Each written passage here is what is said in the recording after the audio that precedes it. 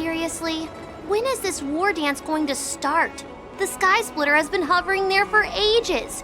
When can we board and see what's inside? Is this how long-life species live? Everything proceeds so slowly. The effectiveness of anticipation in my emotional center is at an all-time high. Oh, I need to drink some coolant. Relax. The Realm Keeping Commission will send boarding notices to all ticket holders. The Gazette said the Sky Splitter will fire a salute before the ceremony starts. I saw the schedule for the first day of the tournament. Can you believe the Ringmaster accepted 4 challenges? And he's just a kid. So, who are you betting on, Bardo? I'm betting on neither. I lost all my credits betting on Roboball games in Taikian. This time, I've decided not to rely on probability games to accomplish my target of getting rich. War dance.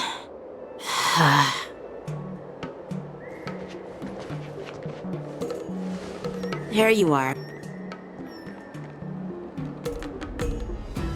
I heard you and Mr. Dan Heng went to meet the judges, and then a riot broke out in the shackling prison.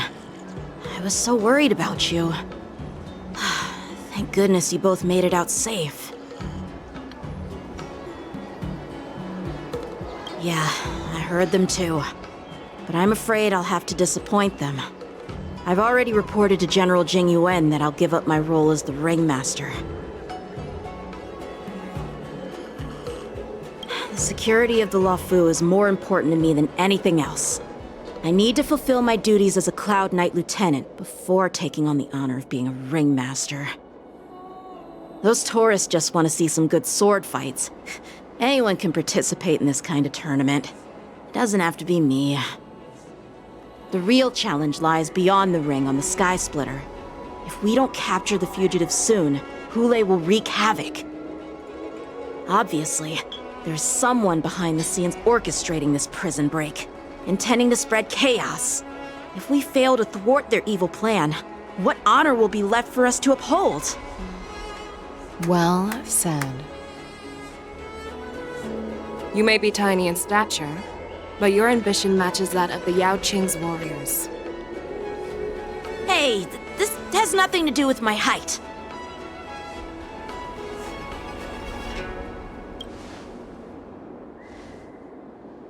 Yes, I suggested to Yanqing that we find a place to have a decent meal. A hunter must be well fed before the hunt. You still have a good appetite, even in the face of disaster. You truly are the Merlin's Claw. Please finish the food quickly so we can get to work, General Fei Shao. Well, that's not up to me.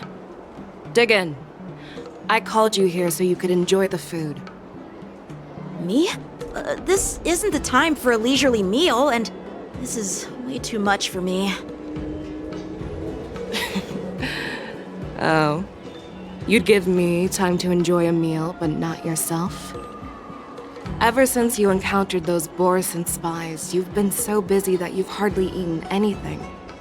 You can't defeat Hule on an empty stomach. Take your time. Enjoy the meal and calm yourself.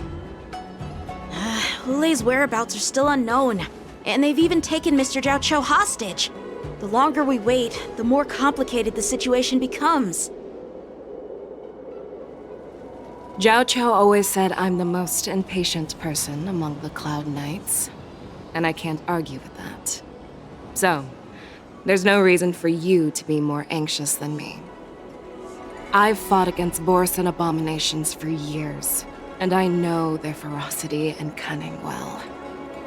The Borison were clearly well prepared for this prison break, and now they are staying in the shadows. They have no reason to rush out into the open. When facing cunning and ferocious prey, the hunter must be more patient, biding their time to seize the golden chance for a decisive blow.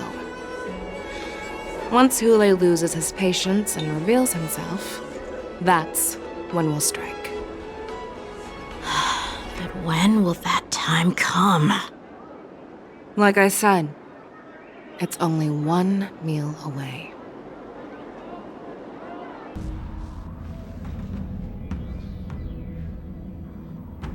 General Hua Yan, the Skyfaring Commission has finished its preparations.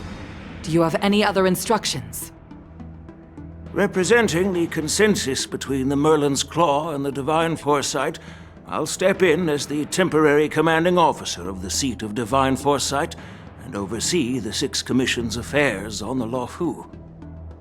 What is the situation at the shackling prison? Hule made a quick escape and even sealed the gates of the prison.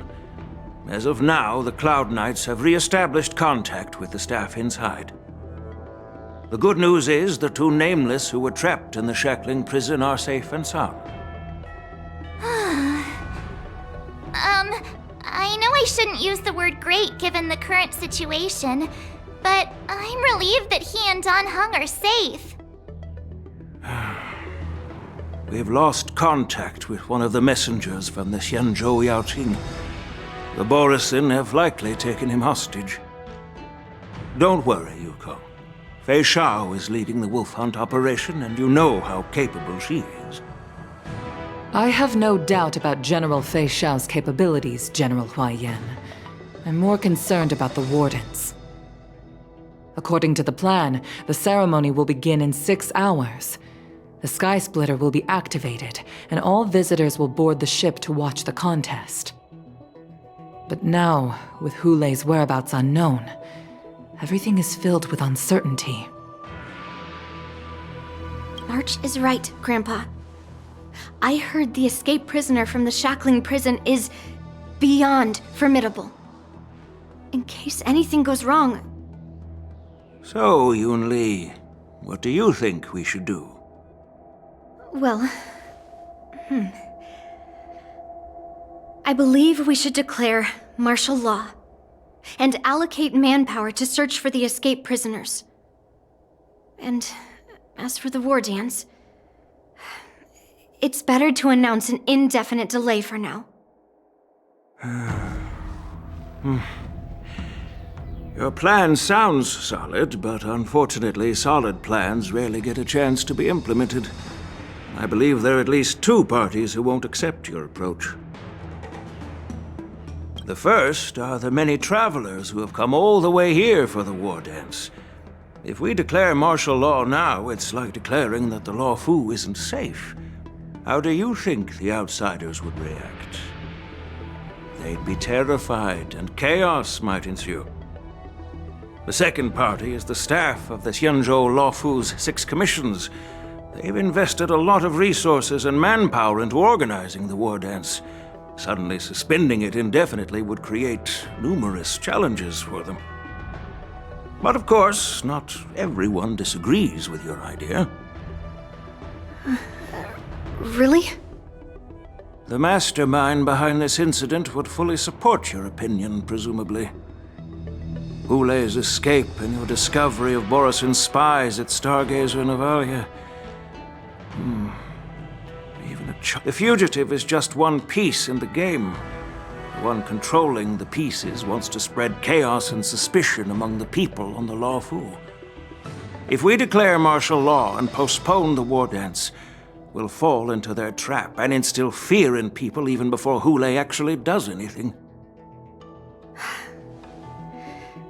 So what do we do?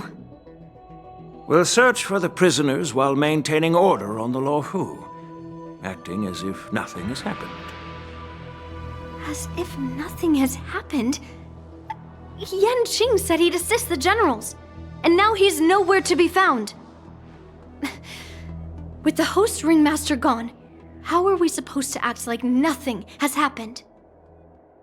That's why I called the 2 of you here.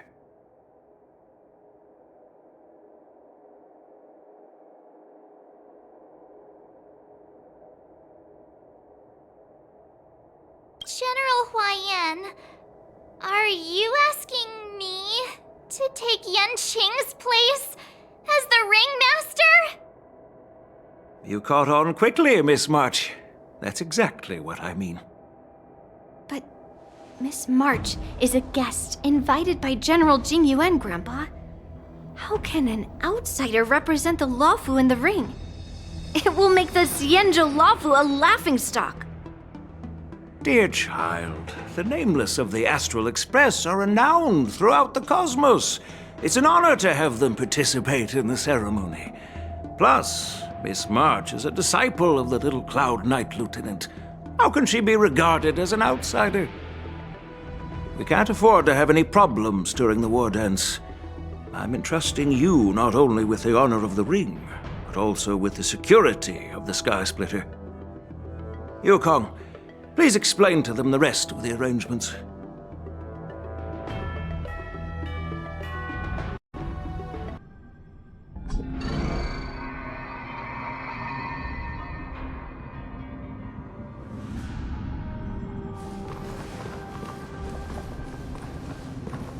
I am sorry for our improper management, and I truly appreciate your assistance, General. There is no need to apologize. We Cloud Knights fight on the battlefield while you judges punish the criminals. We are two sides of the same Xianzhou Luofu, and it is my honor to serve the Ten Lords' commission. I've grasped the situation of the prison break. Now tell me more about the current state of the Shackling prison. Borison infiltrated the prison in disguise and released the prisoners, spreading chaos. Among the judges on duty in the 4 divisions, Judge Shui from the detention division was killed and is temporarily unavailable. So, I'm taking over her duties and commanding Arumaton spectral envoys and spiritfarers to quickly restore order in the affected areas. I, and the 2 behind me, will go deeper into the prison to investigate. But, General, the situation inside is still chaotic and perilous. Your presence would be... It's common for Cloud Knight generals to face danger directly.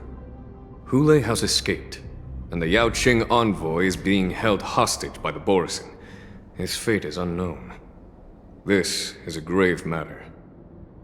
Not only did the Merlin's Claw offer no reproach, she decided to go after Hule herself to prevent further calamity. I believe the Luofu owes her something in return for her fervent determination. How did the infiltrators learn about the location where Hule was held? And how did they time their plan just before the Yaoqing messengers were ready to escort him? Finding the answer to these questions shouldn't be too difficult. What truly matters is if we can gather the clues that lead us to the mastermind behind all of this. I understand, but I'm afraid it won't be an easy task. For a long time, this hidden force has been pursuing their own goals and undermining the security of the Luofu.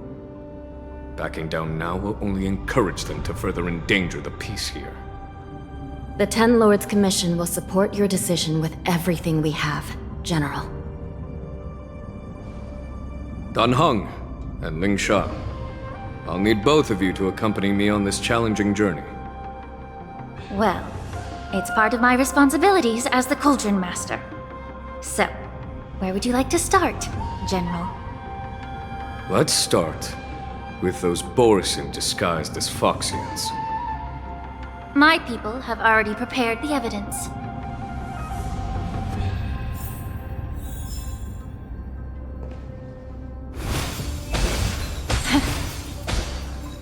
Incense ascends, entwined with ethereal clouds. According to Lieutenant Yenqing's report, he stumbled upon a few suspicious Foxians at Stargazer Navalia. After following them, he discovered that they were actually Borison in disguise. This is one of the bodies. Looking at him now, it's hard to imagine how he transformed into a Foxian. My alchemists detected some complex ingredients in his remains, which might explain how these Borison were able to disguise themselves as Foxians. Simply put, Foxians and Borison share a common ancestry. Although they look completely different now, there isn't much genetic difference between them. This medicine allows Borison to temporarily change their shape into that of Foxians. So, in other words, if they stop taking the medicine, their true form will soon be revealed?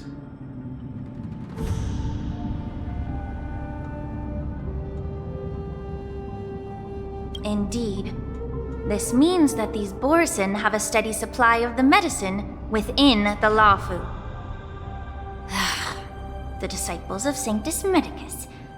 Looks like the Alchemy Commission is involved once again. When I was sorting through the prescriptions they use, I came across one called Semblance Reversion Essence. It's designed to help those disciples suppress signs of their Mara-struck forms and maintain their normal appearance. When I compared it to the medicine found in the Borison's body... They're one and the same, aren't they? The medicinal properties and ingredients may differ, but the principle remains the same. Since ancient times, the Borison have always sought to have more powerful bodies, regarding the Foxians as weaklings.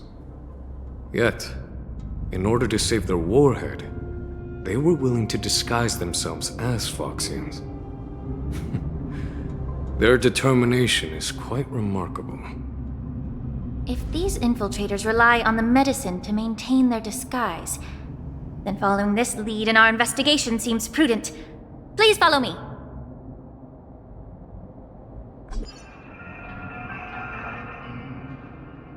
Here we are. According to the judge, this area is not yet under control, so we should proceed cautiously. I've captured the nature of the medicine in my sensor.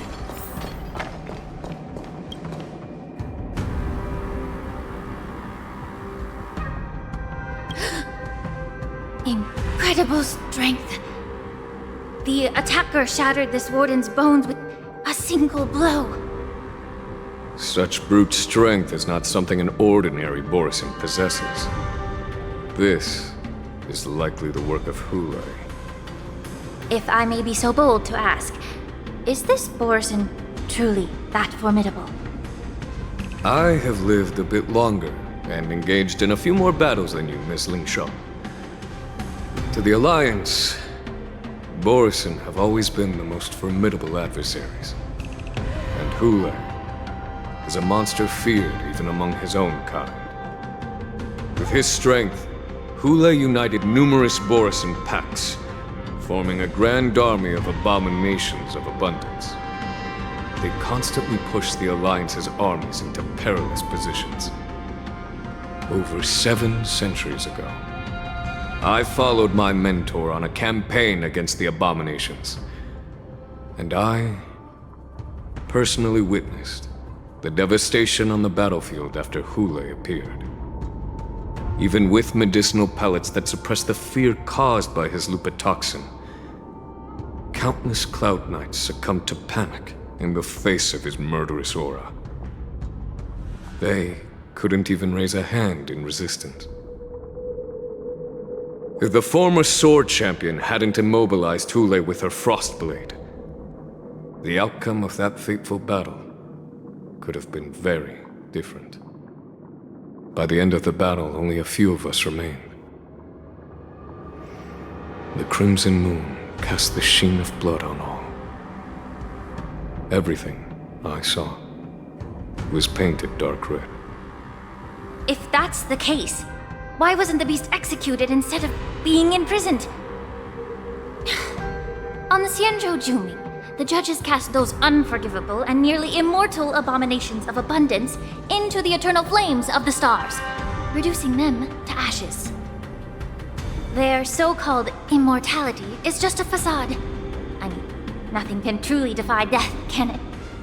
I just don't understand why the Lawfu kept this tumor for so long, leading to the terrible situation we're facing now. But I guess I understand. The people of the Lawfu are known for their kindness. Even when faced with the malignant tumor within the Alchemy Commission, they couldn't bring themselves to cut it out. Instead, they exiled the healer, who tried to solve the problem, to the Xianzhou Jumi. I understand if you hold grudges against me, Miss Lingshaw. I take the blame for the resurgence of the disciples of Sanctus Medicus. As for why Hulei was only in prison, I can shed some light on that too. I'm just a healer. I'm not familiar with the past. I'd appreciate it if you could enlighten me, General. All right. Let me tell you more about it as we go.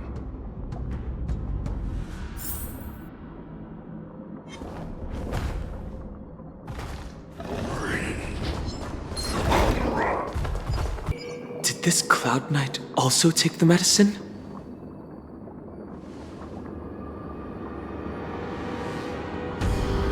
No. This is a Borisin in disguise. A guard killed him before he could return to his original form. All these Borisin are dressed in official attire.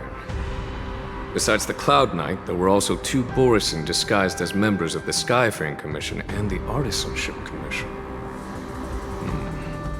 Whoever is providing them with official identities must hold a position of power.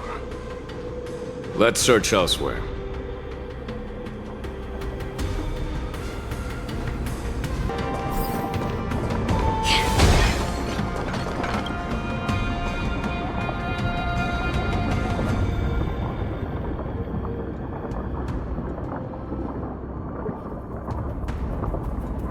Someone bit open his arteries and drained almost all of his blood while he was still alive. Such a cruel and ruthless act.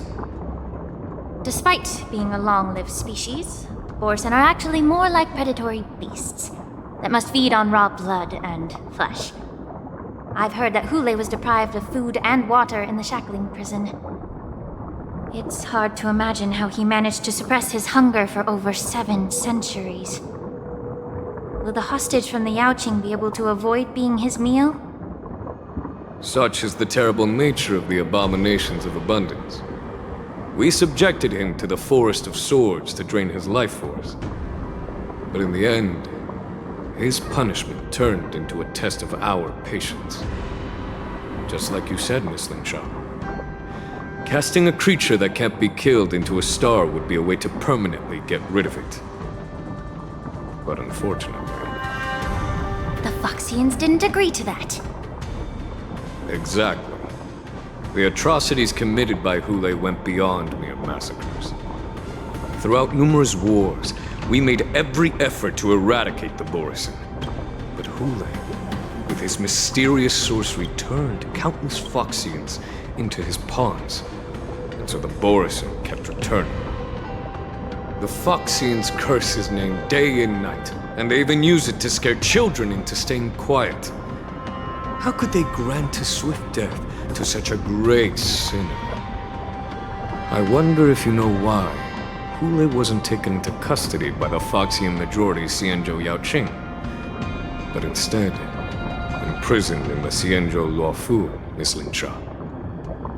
As you mentioned, your mentor was an exceptional warrior and was the one who defeated Hule, an extraordinary achievement. Therefore, the Marshal placed this feral beast under the jurisdiction of the Xianzhou Luofu as an honor, I assume? It seems you have a major misunderstanding about this arrangement, Miss Linshaw. Allow me to explain it to you.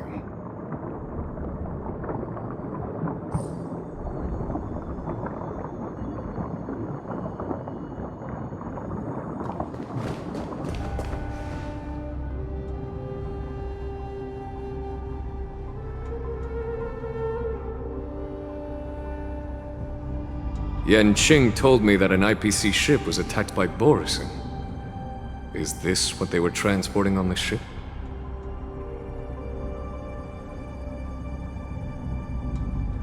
Yes. The Artisanship Commission and Alchemy Commission conducted a joint examination and found that parts of this machine are made from specially refined Borisin biotissue. I heard the Intelligentsia Guild has been researching the biological properties of long-life species, hoping to make medical or combat-related discoveries. However, they haven't dared to cross any lines due to their so-called relationship with the Alliance. Perhaps to those scholars, Borisin are no different from lab animals. Maybe the Borisin attacked that ship to retaliate against the Intelligentsia Guild for experimenting on them? No. If it were only about revenge, they could just wreck the ship and destroy all the cargo.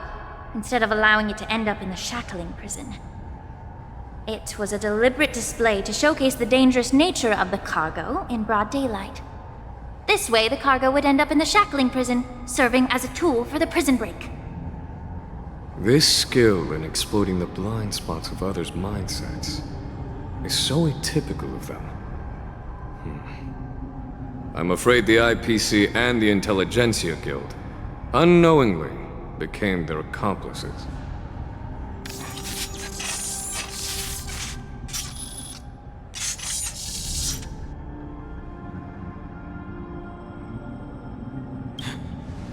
Watch out! Giant, even after suffering such severe attacks?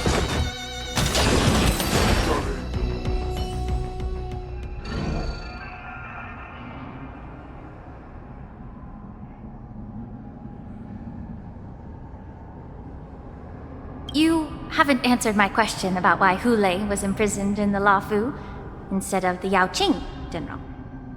You've been reserved in your response. Could it be that such an arrangement wasn't an honor? The reason why the Marshal didn't leave Hule on the Yaoqing lies in the very mech in front of us. Are you suggesting that there are people trying to understand Hule's secrets and use them for their own purposes? Just like with this mech? Well, I understand. I've heard that the Foxians on the Yaoqing share a bloodline with the Borison. And just like the Borison, some of the Foxians there experience an uncontrollable insanity called moon rage. The Marshal believed that this would be inhumane and no different from what the Borison did, so... Exactly. While Borison see moon rage as a blessing that unlocks their true potential, Foxians see it as an inevitable curse within their bloodline. Countless healers of the Yaoqing have attempted to unravel this mystery, but to no avail. Why can Borison control the power of moon rage? Can we Foxians break free from this curse? These questions were asked frequently.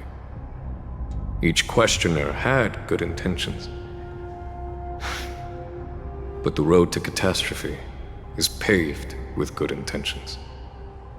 To the Foxians of the Yaoqing, Hule was not only the warhead of the Borison, but also a monster that could be the subject of much research. Hule thus became a poison that corrupted people's minds without their knowing. That's why the Marshal decided to imprison Hule and the Lafu. It wasn't an honor, but rather a warning. Because such selfish pursuits in the name of good intentions once led to a tragedy on the Lafu that served as a warning to future generations. This edition of Imbibitor Lunae.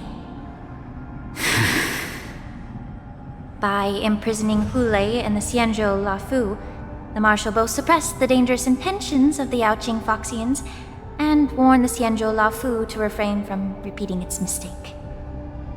That was a necessary trade-off. The Xianzhou alliance is not solely about the Xianzhou natives. Only when all three races, Foxian, Vidyadhara, and Xianzhou natives, form an alliance, will there be a promising future for all. Thank you for enlightening me. Was it for the same reason that you traded off my mentor to the Xianzhou Zhuming, only to stand idle and allow the resurgence of the disciples of Sanctus Medicus? You said that I couldn't bear to cut out the malignant tumor within the Alchemy Commission, but instead exiled the healer who tried to solve the problem to the Xianzhou Zhuming. But did your mentor tell you her good intentions led her to perform certain healing arts on Dan Heng, who had just finished his hatching rebirth, so that he would regain the memories of his past life? What did you just say? She believed that restoring the High Elder's knowledge of his past life would allow the Vidyadhara to resume their duty as the guardians of the Ambrosial Arbor, quelling the strife within their clan and bringing everything back on the right path. But just as I mentioned earlier, the road to catastrophe is always paved with good intentions. Since then, the 6 charioteers decided that the Alchemy Commission would no longer have a cauldron master. Until your arrival now. If that's the case, I should thank you for protecting my mentor by exiling her, General. Quite the contrary. I should be the one thanking you. Thanking me? All I ever want is to have a clear conscience. However, can long-life species truly achieve that goal in their long-drawn lives? For example, you were implicated along with your mentor and forced to leave your homeland without knowing the truth. And now, with the complicated situation in the Alchemy Commission, the Alliance has spared me a lot of trouble by sending you to handle this challenging task. Shouldn't I be thanking you instead? Your eloquence is indeed impressive, the divine foresight. You won't even leave me any excuses to hold a grudge against you. But, let me make it clear. The Alliance sent me here to handle the business impartially, not to choose sides. It doesn't matter which side you choose, Miss Lingshaw. At the end of the day, both you and I stand on the side of the Alliance, don't we? Let's keep going.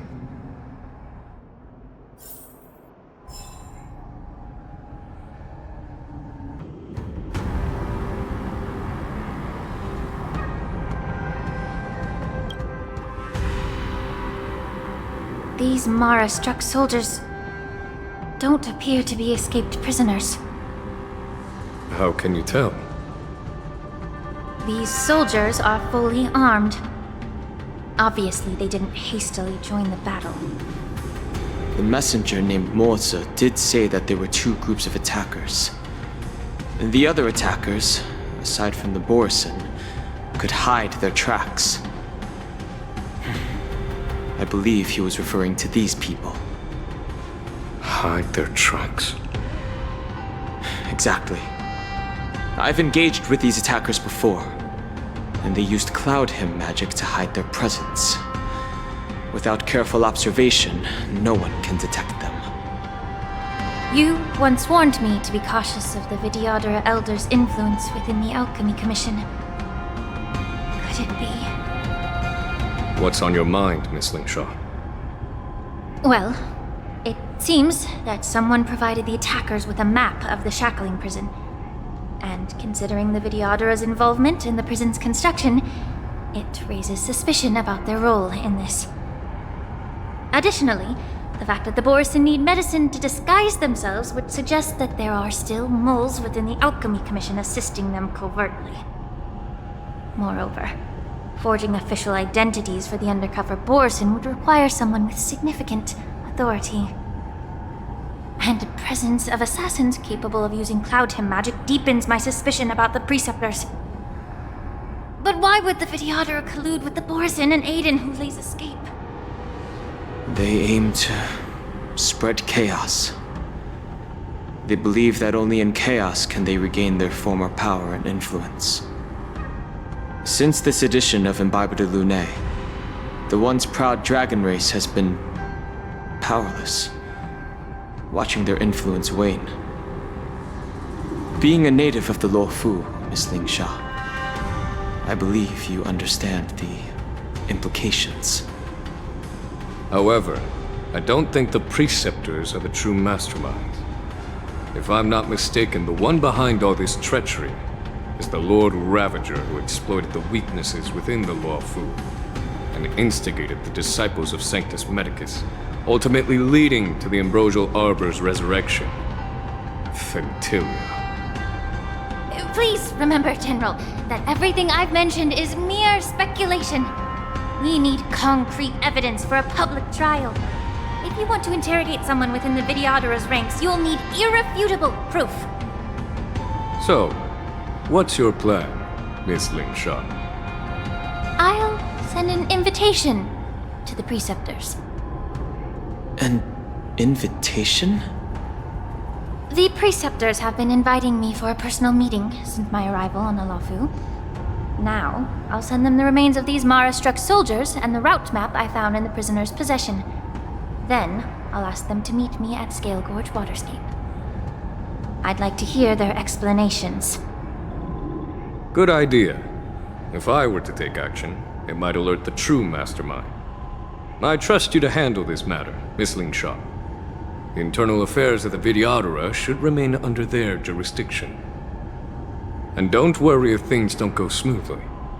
Once the wolf hunt operation is over, the hidden truths will come to light. Speaking of the wolf hunt operation, I'm truly worried about the Yaoqing messenger who was taken hostage. Hulei was starving in the shackling prison for centuries. I don't know if the messenger can survive in that wolf's clutches. May Rainbow's blessing keep him safe.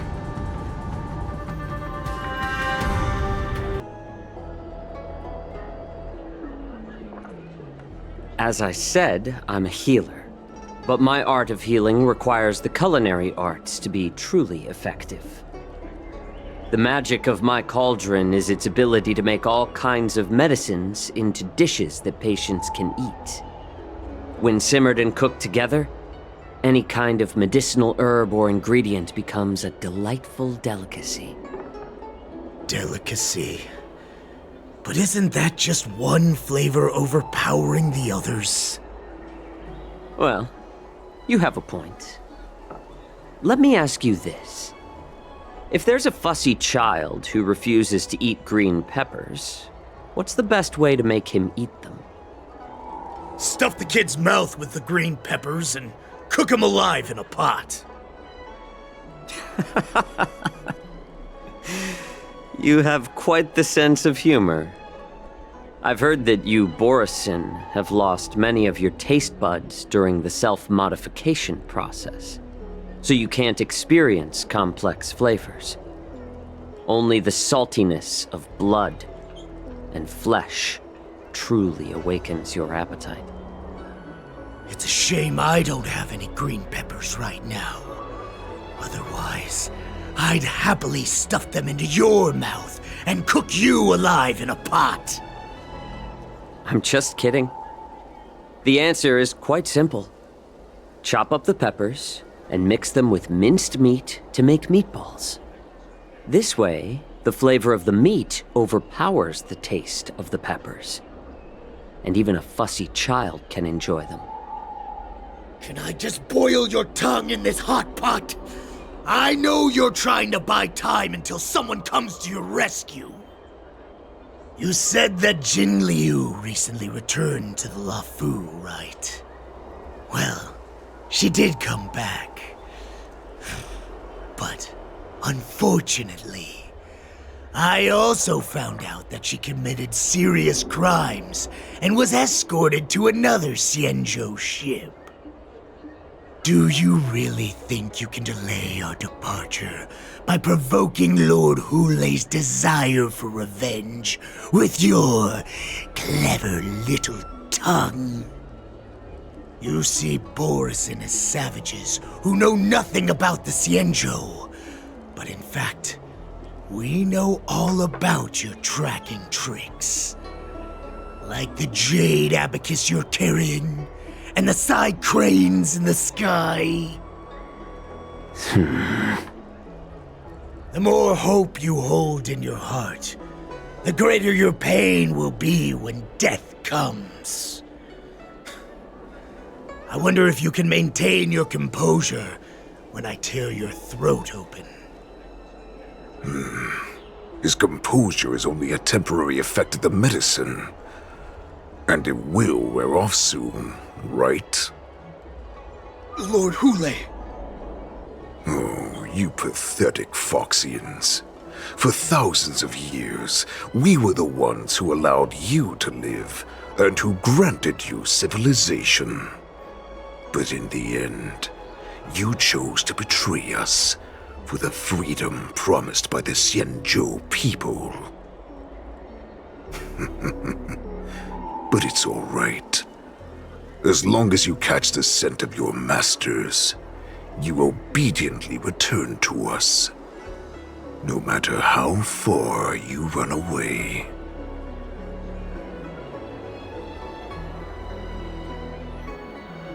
Run away, you said? Well, I'm not the one who's trying to run away right now. The Borison's era has long passed. Did they ever tell you these harsh facts before giving you hope for returning home? Lord Hule? Now they're being crushed by the Merlin's claw of the Yao Qing. By a Foxian. They're hiding in remote corners of the cosmos, trembling with fear like a wounded beast on its last legs, reaching out desperately for any fake hope of salvation, which in this case is you.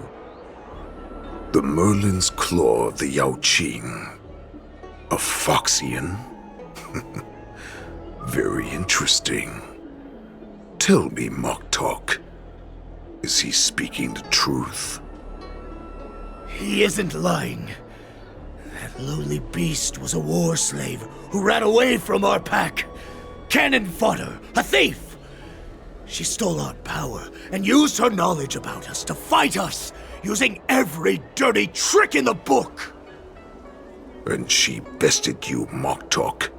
Fairness is but a pathetic excuse for the dead and defeated. Since our great pack has fallen apart, who told you that I was alive? And who sent you here? In our darkest hours, it was a prophet of the Master of Immortality, named Mongus, who showed us the way. Her guidance brought us hope. This prophet, Mongus, what does she want? The prophet made this proclamation.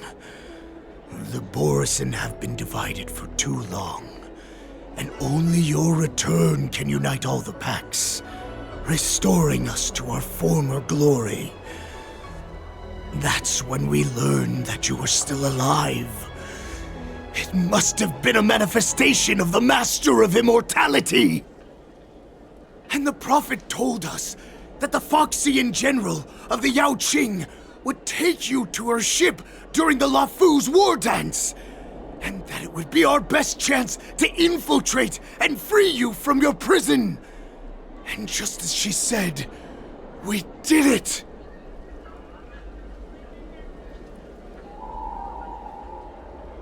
That so-called prophet lied to all of you. But her prophecy has come true. Our warhead is right here, with us! Once the news about the prison break spreads, the Cloud Knights will close all the ports. You may think you've escaped the prison, but you're just trapped in another cage, known as the Law Fu. Let me kill this unruly, lowly beast, Lord Hule! I assure you that our star skiffs will soon arrive. Right now, everyone in the Lafu is distracted by the stupid war dance, so this will be the perfect chance to escape. Once you've returned to your territory, your revenge against the Xianzhou ships will be within reach. Perfect chance to return to my weak and shattered pack at the mercy of a ridiculous false prophet and become a mere puppet in her clutches. Her plan is full of flaws. The only paths she has prepared for you are escape and death. Listen up. A wolf never allows itself to become prey. From now on, you'll follow my orders. Since you are so confident that the Cloud Knights will close the ports, Jiao Chou, I'm now giving you a chance to go and see it for yourself. Go to the ports, come back, and tell me what you saw. Wait, what did you just say? But my lord! Would an alpha wolf ever listen to a cub, Moktok? No, I've never heard anything like that. I wasn't trying to defy your will. I will always unquestioningly follow your orders. Just a little pre-hunt entertainment. Don't you want to run away? You will come back. Because Foxians like you always obediently return to their masters, no matter how far they run away.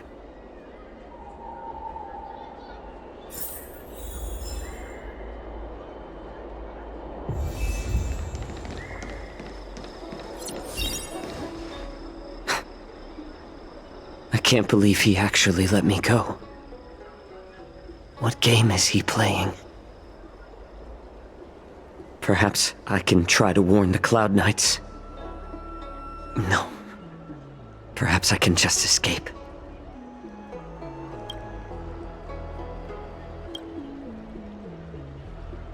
Just as I suspected, the Cloud Knights must have... For now, I'll do as he asked.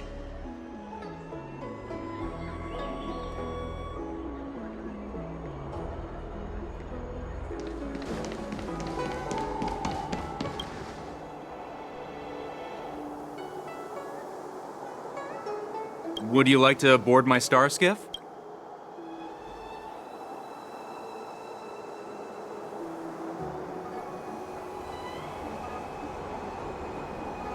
Well, my little star skiff can't accommodate that many. But I have a lot. We need to hurry wherever we're going. The war dance is about to start, and the Skyfaring Commission. Keep what quiet? Come on, spill it if you have something to say.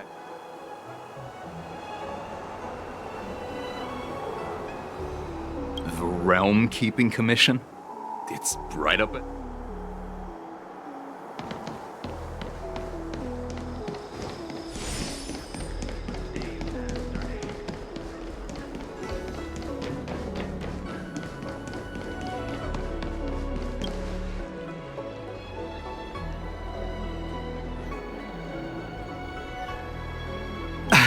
I'm sorry, but the Realm Keeping Commission Chancellor... If I can help you...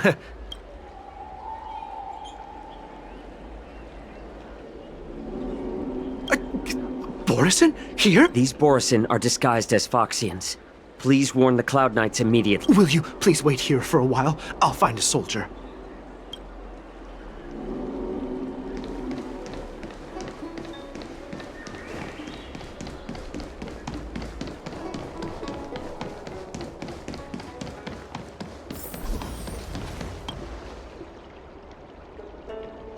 Hey there. I noticed you'd been looking at me for quite a while. Could you please provide more detail? Wait, I recognize you. You're the lost Yaoqing messenger. I was brought here by the Borisin. Please make sure to report this news. All right. I'll call for reinforcements.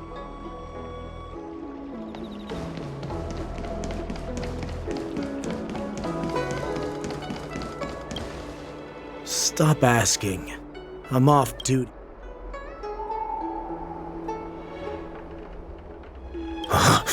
You're not one of us, but I smell a familiar scent. The Warhead sent me here to check on the situation.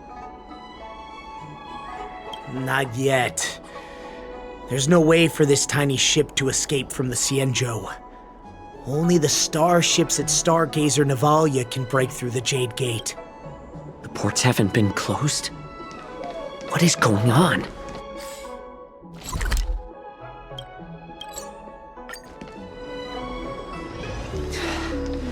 Stalling won't help. You're back, Jiao Chou. Come and take a good look. This Cloud Knight says there's official business that requires my... What are you trying to do, Moktok? They have nothing to do with this. Nothing to do? I told you to go to the port and check out. Remember, these people.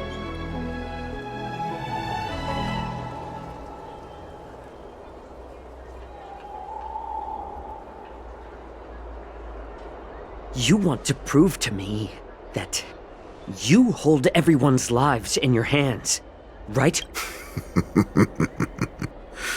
Oh, exactly as you said. So, have the Cloud Knights closed the ports? No. They don't want to publicize my escape. I understand. It's no surprise, for fear is more deadly than claws and fangs. Especially during a festive time like the war dance. What lurks here is not a group of fugitives, but rather a pack of wolves amidst the flock. My cubs are hungry, ready to feast on flesh and blood, reveling in your fear. Your calm facade will soon crumble. I can tear through it and expose your pathetic bones anytime. There's no escape from me, Jiao Cho. Of course, you can try your luck and believe that your wits will save you. But remember, you're not the only hostage in this city.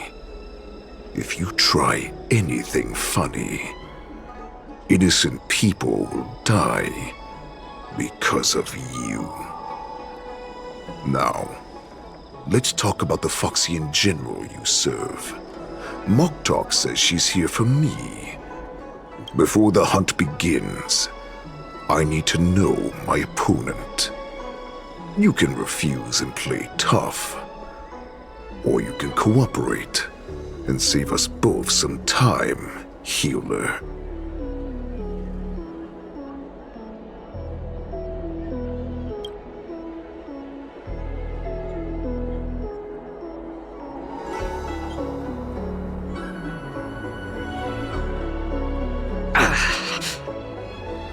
Good. At least you didn't try to draw attention with a scream. That way no one will die in vain. But remember, the next time you refuse me, I'll crush your healing hands, then your knees, then your spine. I'll dismantle you piece by piece, until only your silver tongue remains for you to speak. Fine. I'll tell you what you want to know about her. But I expect something in return.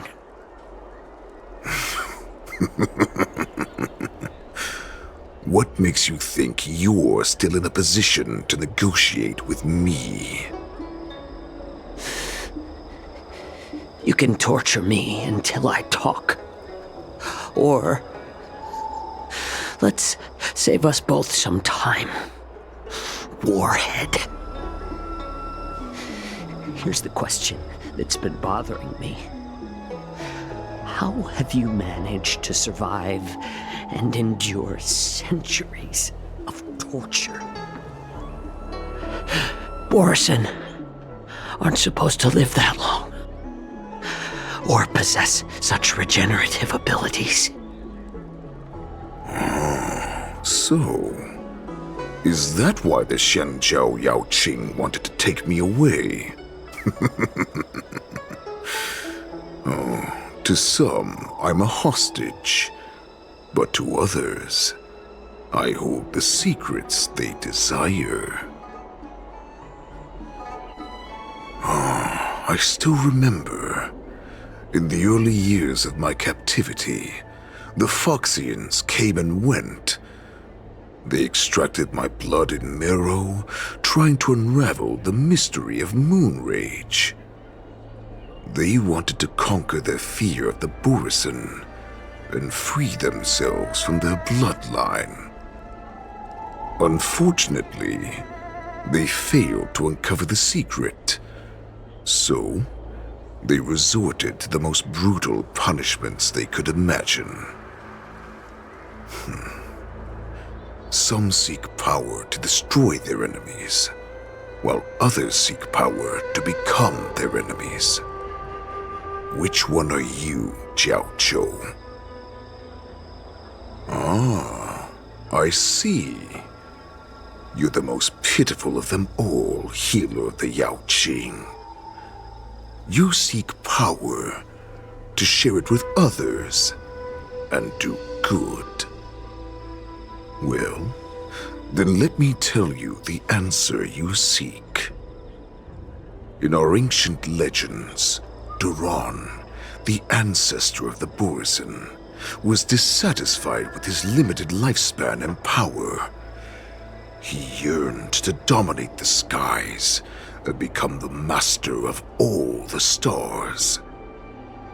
To achieve his goal, he sacrificed the lives of countless Borisin and Foxians, pouring them into the spring bestowed by the Master of Immortality. Through a form of genetic sorcery, the water gave birth to a miracle. The lunar embryo.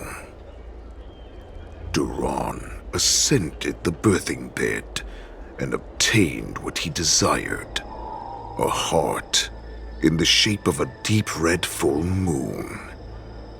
He cut open his chest and replaced his original heart with this crimson moon. The ambrosial arbor is also an absurd myth, but you Xiangzhou folk know it's true. This moon heart beats within the body of every generation of the Borisin warhead. In the ritual that decides the new warhead, the successor cuts open the previous warhead's chest and consumes the divine heart, thus possessing it as their own. Devouring is the true essence of life, allowing us to endure and thrive. It gathers the life essence of all the prey we consume, making us stronger and stronger. I thought all hope was lost after 7 centuries of torment. But now, this heart is beating once again. All right. Now it's your turn to tell me everything about the Merlin's Claw. Jiao Chou, I found you.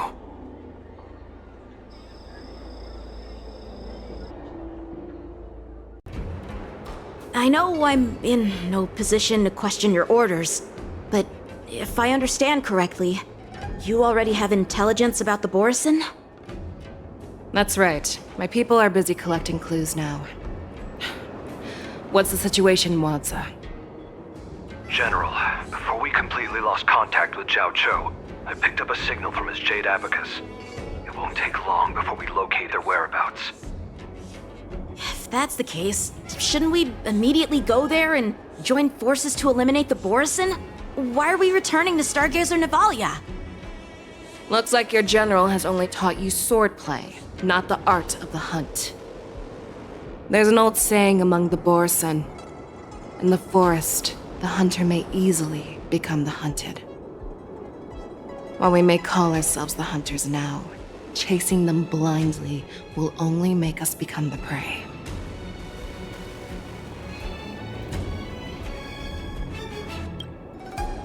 Are you joking, General? He's just a wolf who's been imprisoned for 7 centuries.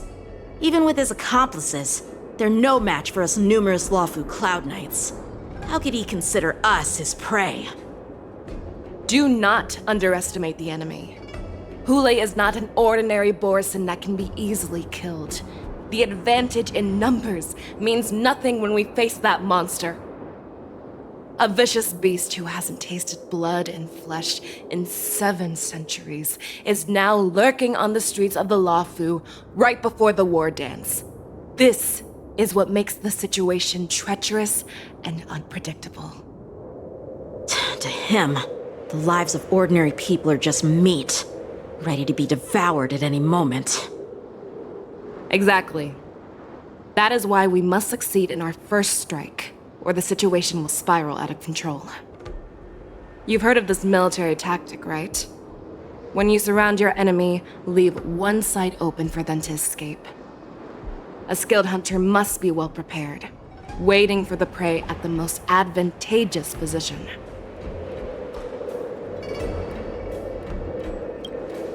What would we do if we were the escapees from the shackling prison?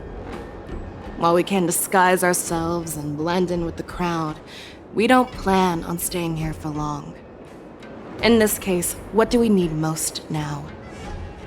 A star skiff to get us out of the Luofu. The Borison we discovered at Stargazer Navalia were actually preparing a vessel for their escape. We predict their next move, and we take them down. Let's start from where you found those Borison and corner our prey.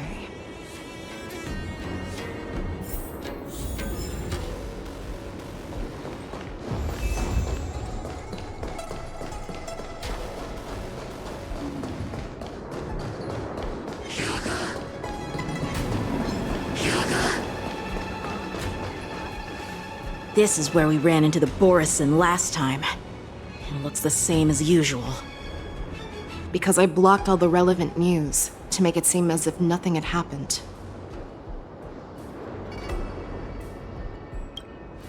If Yanqing hadn't scared them off, we would not have many clues. However, the more well-prepared a plan is, the longer it takes to adjust when it's disrupted. If any Borison wants to stick to the original plan despite the risks, they'll surely come back to Stargazer Navalia to check the situation. Are you suggesting that there are Borison here at Stargazer Navalia right now?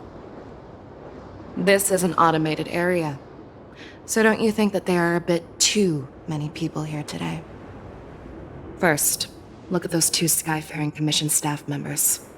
They've been observing us in secret since we arrived here. Then there's a Cloud Knight soldier over there. Perhaps he's here for patrol, but each patrol team must consist of 2 members, and obviously he is not following the rules. Lastly, there's that craftsman wearing Artisanship Commission clothing. He's unusually focused on checking that device. If you have a target in mind, let's go investigate.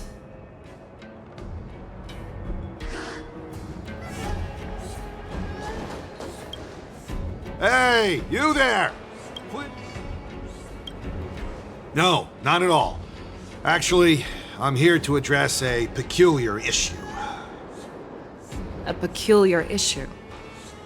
Yeah, we've had some unscheduled star skiffs being constructed at this dock in Stargazer Navalia. Could there have been an error in the production planning for the assembly line? This is just weird. I thought all the pending star skiffs from before the war dance had been scheduled already. I'm sorry, but I need to focus on my work right now. If you have any questions, we can discuss them later.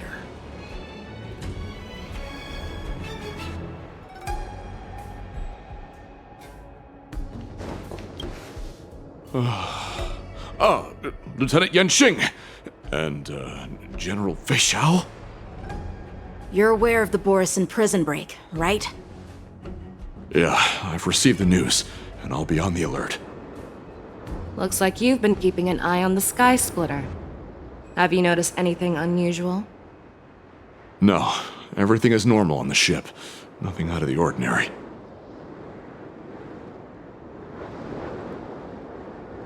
You've been observing the Sky Splitter for a while. Have you noticed anything? Honestly, just watching the ship from here isn't too thrilling.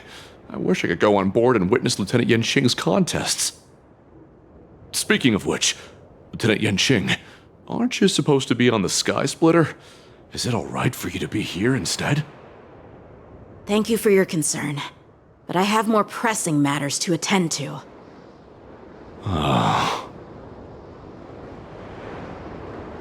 This is not a location for a Cloud Knight on guard duty, is it? Well, this spot offers a great view. Are you here to keep an eye on the Sky Splitter? Yes.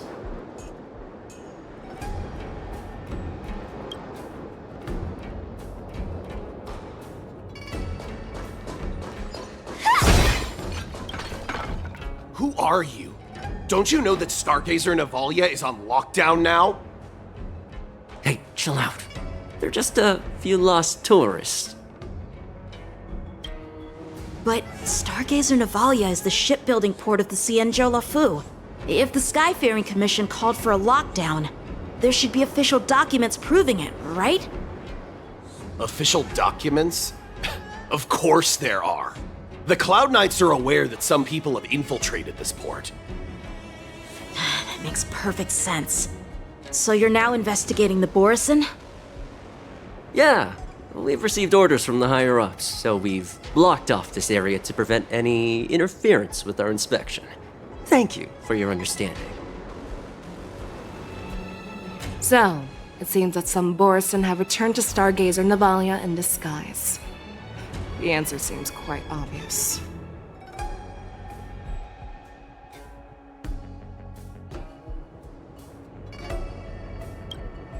I think he's genuinely here to investigate the star skiffs, as he claimed. Remember when I mentioned that the Cloud Knights blocked all relevant news? But on the contrary, those staff members use Stargazer Navalia is on lockdown as an excuse to persuade us to leave. Their flimsy disguise has been exposed. Even if they try to hide, there's no way they can escape us.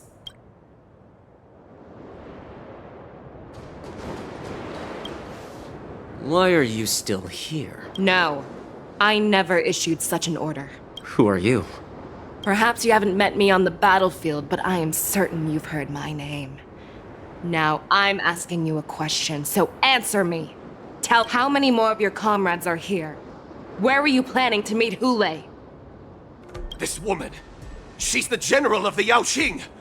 What are you still waiting for? Attack her!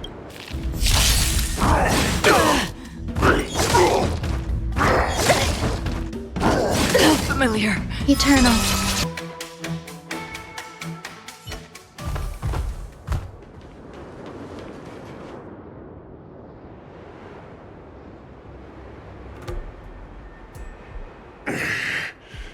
Why don't you kill me? Because I need answers. You were our war slave, so you should know us descendants of Duran. You want me to talk? Fine. Try whatever you want, but I assure you, you won't get anything from me. Only fangs and blood. If I were to do that, I wouldn't be any different from you. I am the arrow that pierces the wolf's heart. I grant you a swift death. That's exactly what I desire. Wolves that leave the pack are prepared for the fate of never returning home. But sadly, you didn't catch my partner. He will alert them. Before you close your eyes, you should know that I allowed him to escape. Because he will lead the Cloud Knights to Hule's hideout.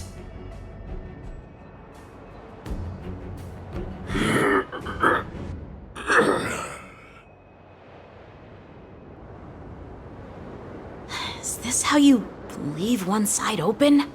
You let that Borison escape so you could track him? This is the most common hunting tactic used by Borison. I know the methods of these abominations all too well. They always leave an escape route for their prey, allowing them to flee in fear. Then they chase them like it's a game. Borson get great satisfaction from the last struggles of their victims. Have you witnessed these things firsthand? That guy called you a war slave. What exactly have you experienced? Well, just a hazy past that I can barely recollect. Long ago, I was one of them.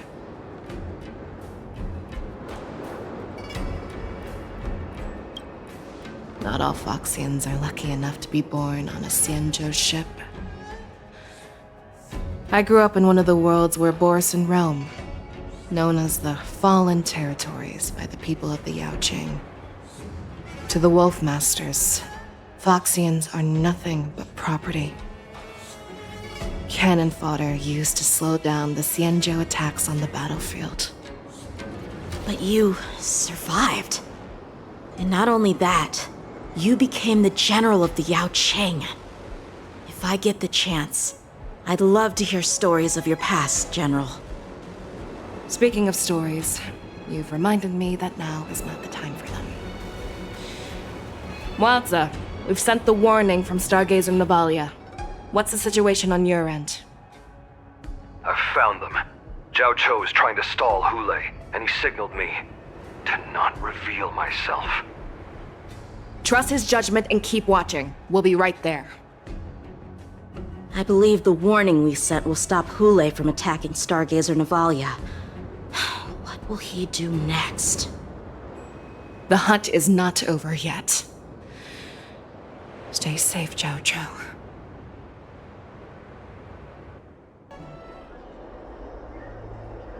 Please, save me. I want to live. Doctor! Zhao Cho, find a medical ingenium and give that kid a shot! Hurry!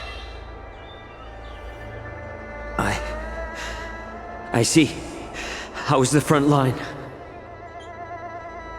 The Borson Beast chips have already landed on the Fenghu. It won't be long before this place is overrun as well. What about General Yueyu? Any news from her? I'm her healer. I should stay by her side at a time like this. She asked me to tell you that she's not coming back. She must protect the Cloud Pier telescope. General asks you to save that kid. The girl fought desperately just to bring us all back here alive. I've never seen such a brutal fighting style. Her body, it's like she was split open. Just like... Her blood pressure is dropping. Do you hear me, Zhao Cho? Loud and clear. Get me some tumble dust. We've got to start the operation right now. I will bring her back. Is that why you're so determined to learn my secrets? Do you hear me, Zhao Cho? I do. Loud and clear. So she saved you all in that great battle on the Xianzhou Fenghu 3 decades ago. But to your surprise, you discovered her Borson bloodline while she was at death's door. Moktok told me that she was a war slave who escaped from the Eclipse Pack. Oh, what a twist of fate. Turns out, she's from the same clan as I am. Now I understand. No wonder she displayed such astounding power, determination, and cruelty in battle. Turns out it's all because of her Borson bloodline. Mutt. Despicable mutt.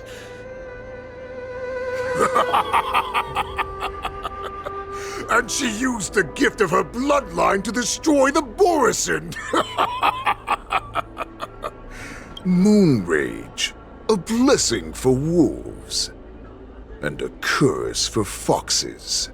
For Borison, to have their bodies torn apart by Moon Rage and transform into a beast is the ultimate joy. But for you Foxians with poor regenerative abilities, it means certain death. With the burning fury in her heart, that Foxian general will eventually lose her sanity and indulge in endless bloodshed. The scars on her body will not be caused by enemy weapons, but by the immense power she can't withstand. One day, she will be torn apart and die as a monster. And in return for saving her life, you intend to give everything to solve this impossible puzzle. Hule, do you know the saddest thing about being a healer? All this time, I've devoted my life to bringing back those who sacrificed their lives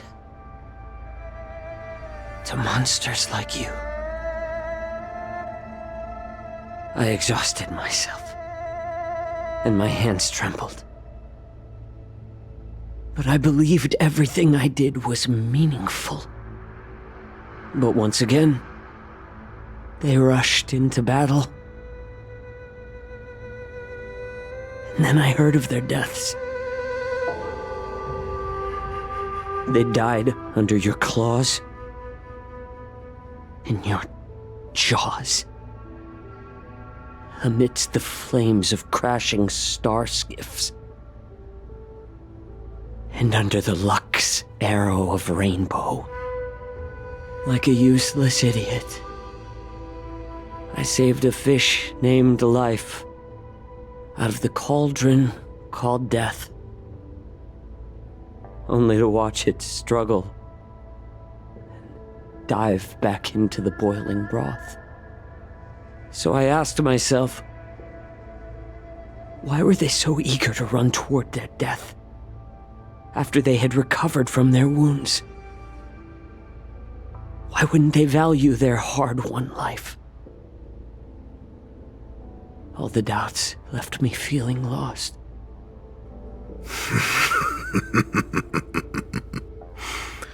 I can smell your desperation, all the way down to your bone marrow. Eventually, I realized that their deaths held value. They placed the weight of their sacrifice on the living, granting us strength. With a coin forged by their deaths, they exchanged something more in return. Everything I'm doing now, following you so closely, is just for one reason: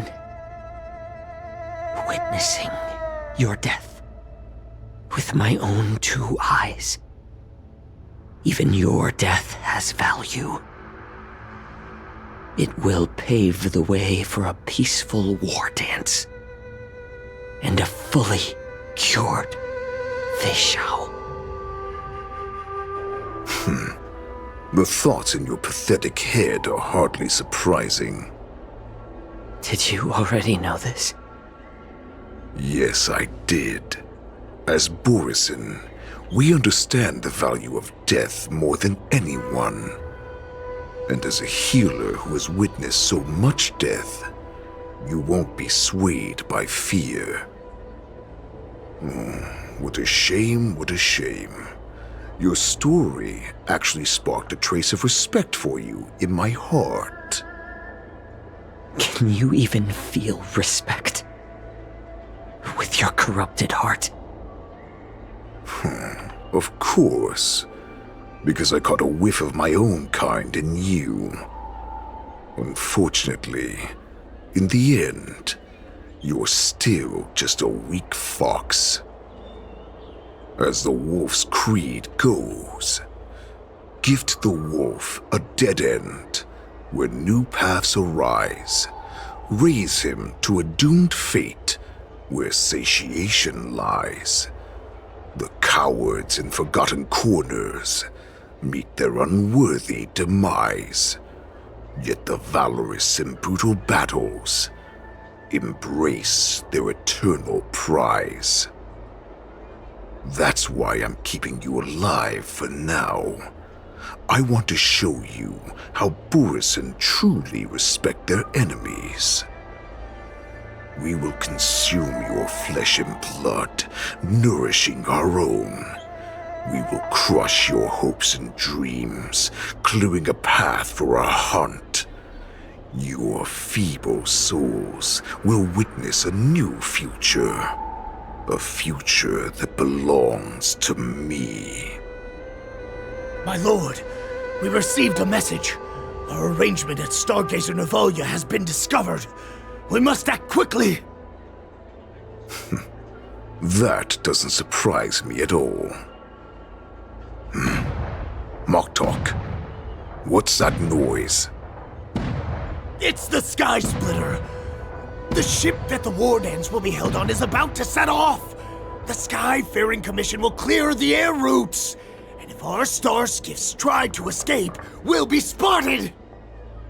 Calm down, Moktok. Look at you now, hiding and fearful. Where is your Borisin dignity? As I said, I'd sacrifice my dignity for your return. As long as you can come back to the Borisin Pax, there's still hope. Hope? The Borisin have forgotten the wolf's creed. Weak creatures put their hope in the strong, but the strong fight their way out. Bringing me back instead of choosing a new master only proves the decline of our pack. And as for the prophet who manipulated you into saving me, she's just a liar, trying to use Duran's offspring. Moktok, let me tell you how the Borisin will rise to power. We won't hide like rats in the streets of the Xiangzhou. We will be ravenous wolves, walking amongst a herd of lambs with our fangs bared. But Great Warhead, our packs are not here. We can't go to war like this. Our packs are not here. Wherever I go, everyone is the pack. Stay away. Just don't come any closer. No!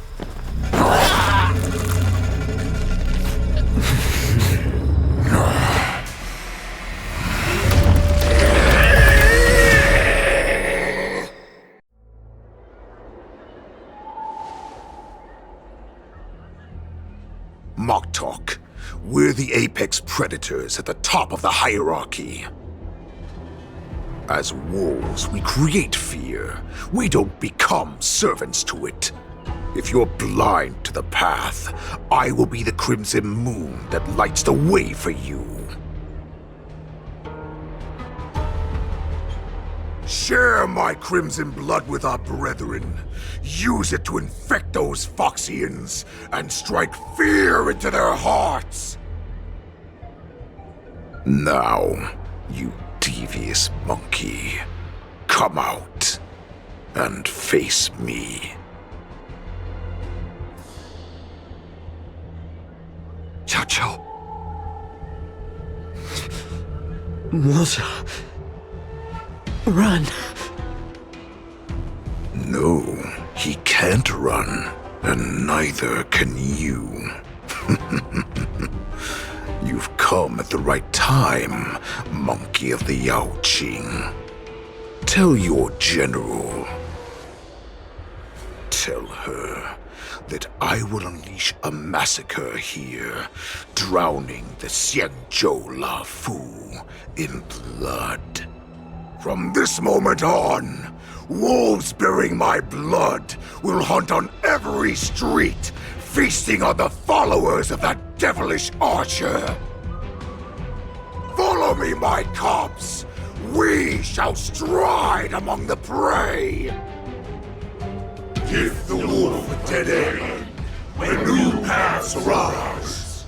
Raise him to a doomed fate where satiation lies. The cowards in forgotten corners meet their unworthy demise. Yet the valorous in brutal battles embrace their eternal prize.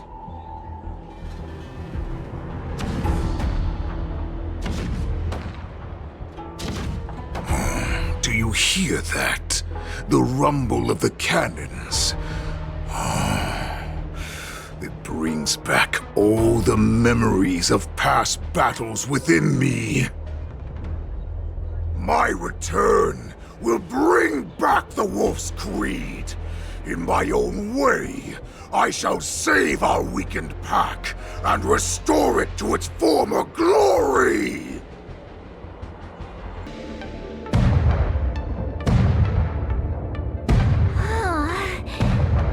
The Sky Splitter's gun salute is really loud.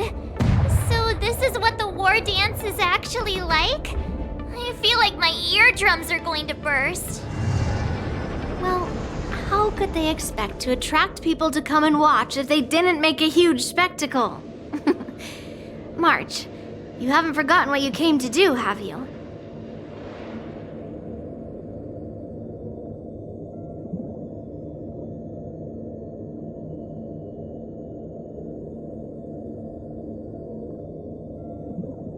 As a representative of the Xianzhou Lafu, I will defeat all challengers. That's the spirit. Sounds like you're all fired up.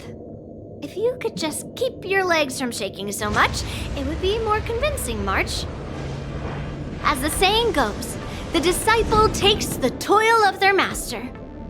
Remember, you are here under the identity of a Lafu swordmaster, taking the place of your no-good master Yenqing as the ringmaster. But what am I supposed to do if my opponent for this round is super talented and just wipes the floor with me in seconds? I'm still a beginner in swordplay. I don't know where I got the confidence when I agreed to help General Huaiyan. Come on, there's no need to worry about that. If you're defeated, then your opponent shall have to answer to me. Although, if that happens, the honor and the glory of the Xianzhou Lafu shall all be taken by the Zhuming. Master Yun Li, please, I'm about to compete. Can you say something that will give me a little confidence?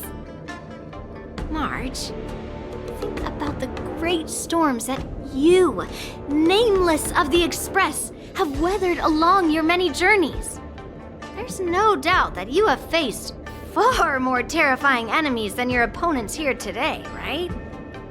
Don't you feel a lot more relaxed looking at it that way?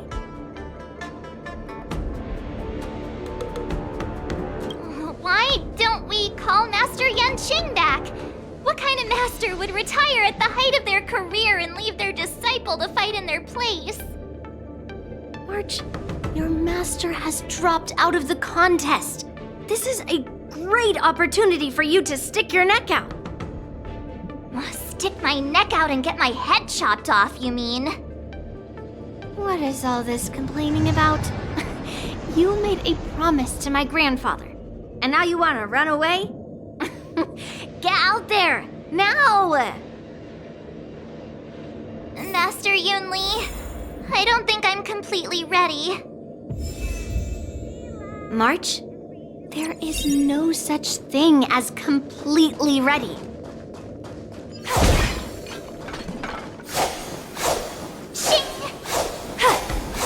Miss Yun Li, Miss March, this way, please. I was informed of your arrival by Madame Yukong and came to greet you personally. The news that you will be the ringmaster in place of Lieutenant Yenqing has been made public, Miss March. Just now, as I passed the contestants' hall, I overheard them all discussing this news. The most common question I heard was, who is March 7th? If they ask you this, how will you introduce yourself? Do you have something prepared?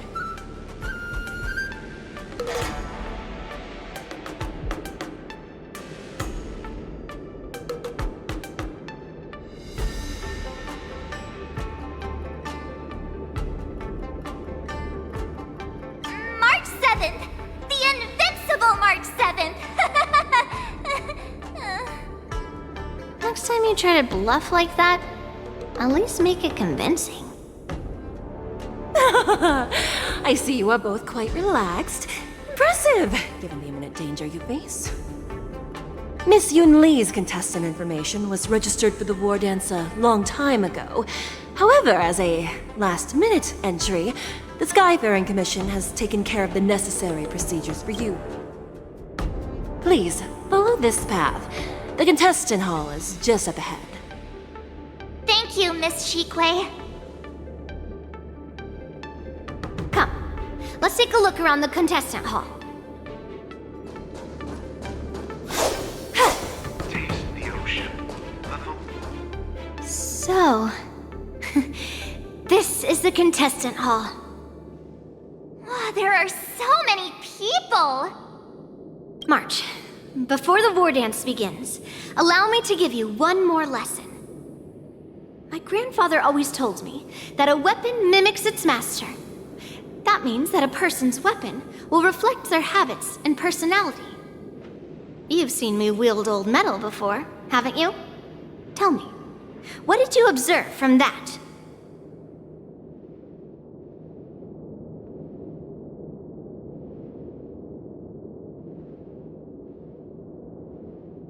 Waving around such a giant weapon, Master Yun Li favors using overwhelming force over strategy.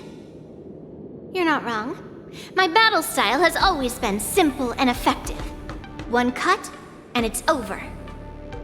Observing the weapon that your opponent uses, assessing what kind of battle skills they excel at, and where their weaknesses lie, is the key to victory in battle.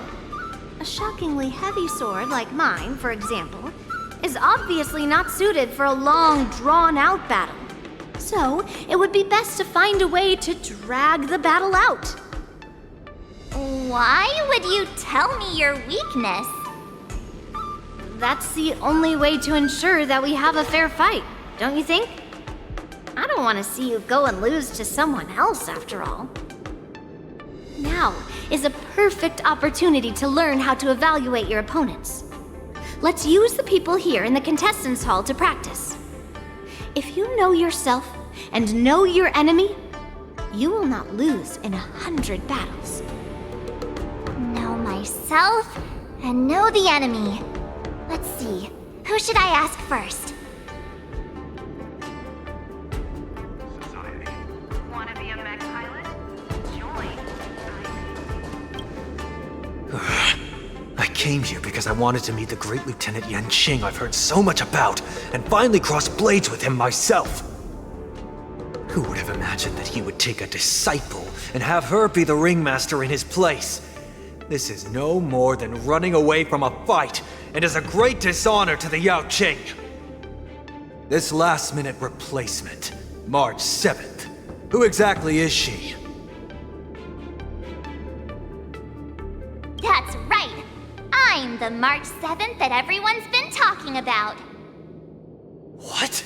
You're March 7th? Don't worry. I'm a newbie swordmaster who's only been practicing the art of swordplay for half a month. March 7th. Standing before you is a seasoned Cloud Knight who has practiced swordsmanship for over 200 years. Tricking the opponent into underestimating me is a valid tactic too, right?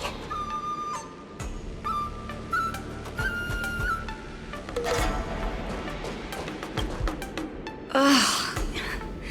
I am not used to wearing clothes like this at all. Oh! You're March 7th! The stand-in for Lieutenant Yanqing, correct? That's right. And you are? As you can see, I am the journalist entrusted with interviewing contestants on site. I see the Skyfaring Commission has really gone all out as the host. Interesting. That's right. A big event like this just can't go ahead without a few of us running around. Since the competition is getting started, could I ask you some questions that are on my mind? Oh, great! First, the question that is on everyone's minds. Lieutenant Yanqing is not appearing in today's war dance. This is just gossip from unreliable sources, but I hear that Lieutenant Yanqing is seriously injured. Is this true?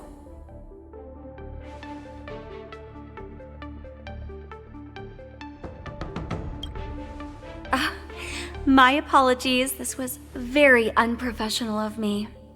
I see that Lieutenant Yanqing has his own affairs to tend to. Then, let us look forward to seeing a valiant performance from you, Miss March.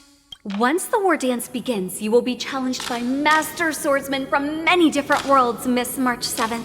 Are there any that you're... May I ask who that might...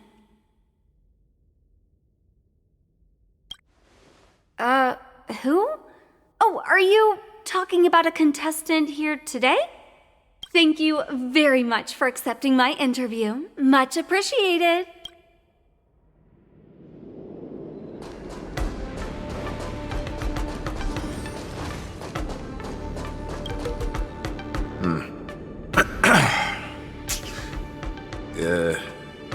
Was there something you wanted to ask me? Ah, yes. Yeah, this is just a regular Cloud Knight Devastator glaive. Oh, I understand what's going on, Miss March 7th and Miss Yun Li. I'm actually not a contestant. I'm just here as a security guard.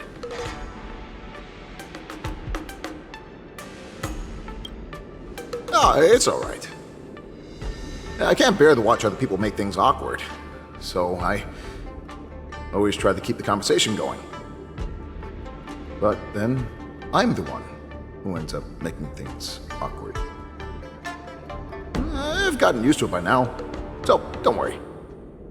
There are still many guests arriving here. Please be cautious. Understood. The first round of the war dance is about to begin. Are you feeling okay, March? Me? I'm fine. As soon as I saw these people gathered here, I suddenly felt weirdly relaxed. Looking at these contestants, I suddenly feel a lot calmer for some reason. I understand why you wanted me to know myself and know my enemy. I don't feel as nervous as I did before. So, do you want to go out and see the ring? I knew it! Let's go.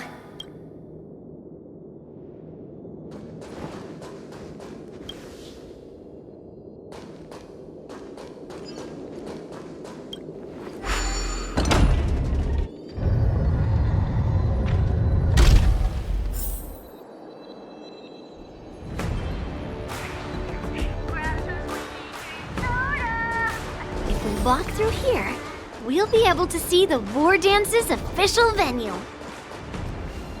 Wow, so this is what it's like from the spectator seats?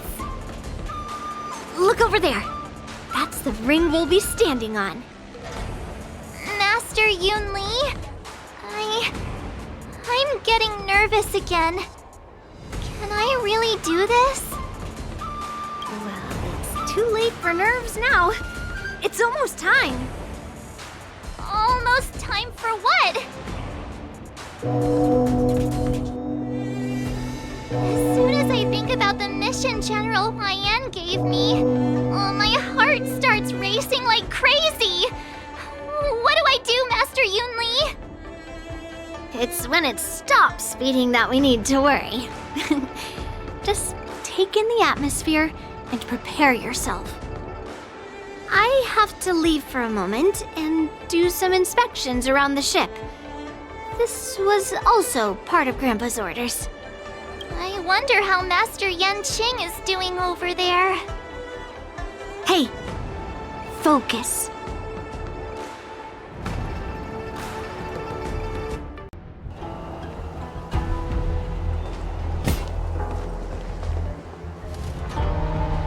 General, report!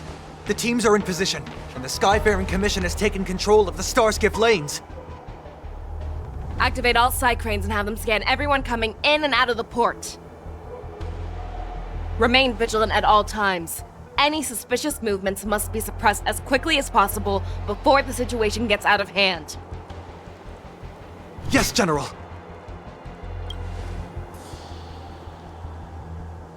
You two, follow me.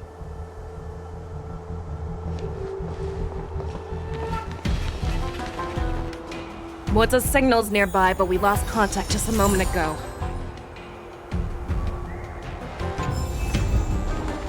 Could that mean... He will be fine. Cloud Knights, search for the target.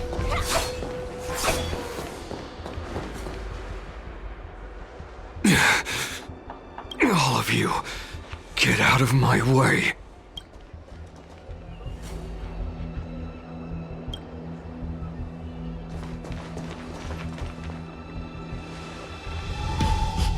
Wait. Don't go any closer. General, I failed you. That mad dog left me here as... The declaration of war. That's right. I've been holding back the urge to slit his throat all this time. Well, Lord Hule ordered us to remain here, just to see.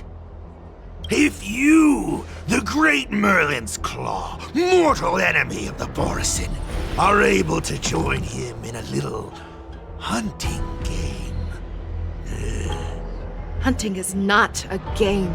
It is a battle of life and death. Are you ready for your death, abomination? Die, you lonely beast! Die!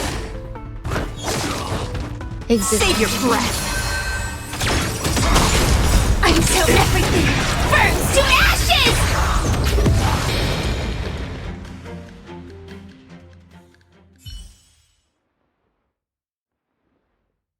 Wowza, are you okay?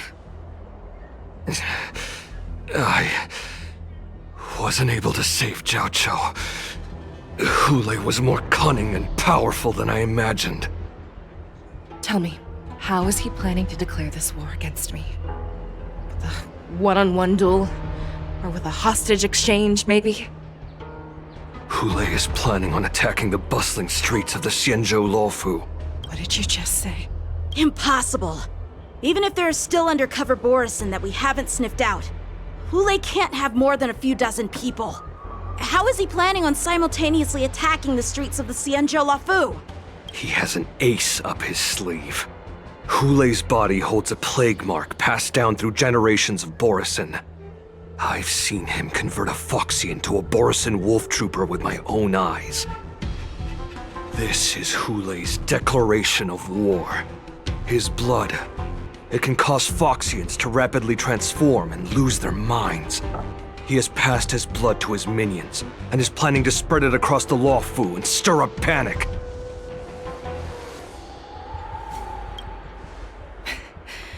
He wants to encircle us in one fell swoop.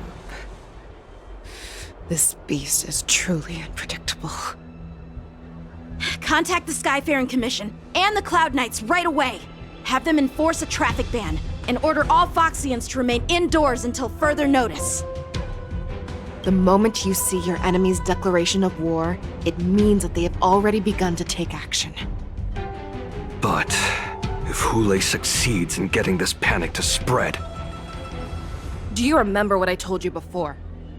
Hunting is about thinking the same way as your prey, not just mindlessly chasing after them. What Hule wants is to see everyone on the Luofu descend into panic. He wants to see us lose our minds and waste our limited manpower scouring every inch of the Lawfu for signs of an attack until we exhaust ourselves. It's like that party game that the people of the Yaoqing love to play. They hide an object under one of several bowls, then move the bowls around and have you guess which one the object is underneath. The way I see it, this is all nothing more than misdirection. No matter what Hulei does, there is one truth that cannot be changed. He is trapped aboard the Xianzhou Lawfu. The only way for him to escape is to find a ship. Right now, the only ship he'd be able to see is the Sky Splitter. In his eyes, that ship is full of countless hostages. That would be the best place for him to go.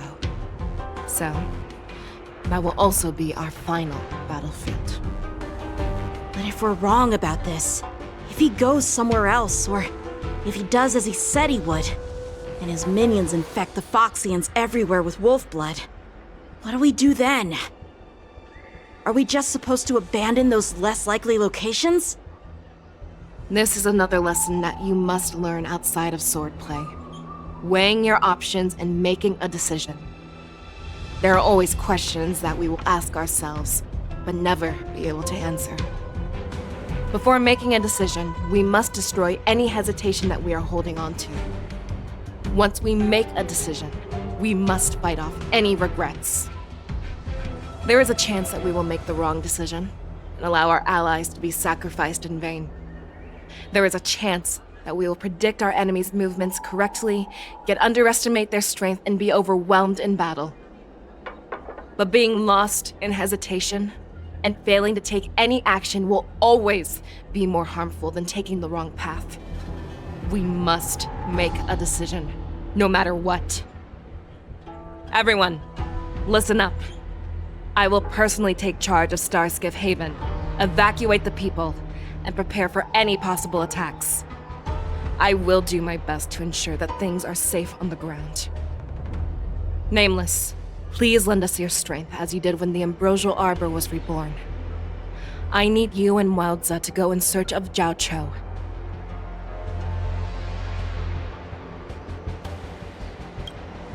General, please entrust me with the safety of the Sky Splitter. I was originally meant to participate in the tournament, so now it is only right that I return to the Sky Splitter. If Hulei does come to attack the Sky Splitter, Lieutenant Yanqing, I need you to hold him there until I am able to arrive. Please rest assured, General. If he dares step foot on the Sky Splitter, I, Yanqing, swear on the blade in my hands that he shall not escape.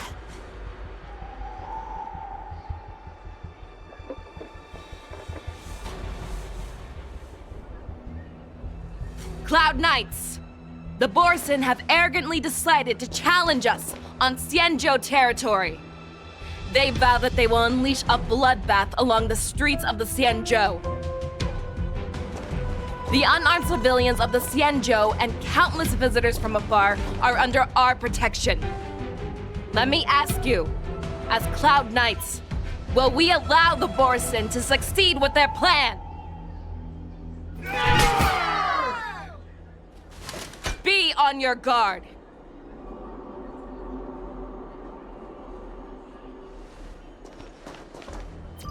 Calling Starskiff Haven. Have all Cloud Knights be on full alert for Borson attacks.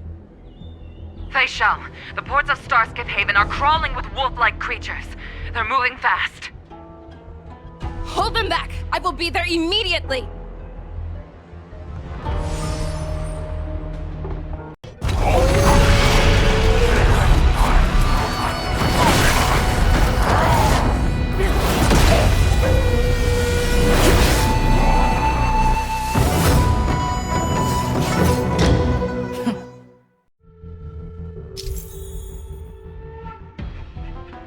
There you are, Fei Shao.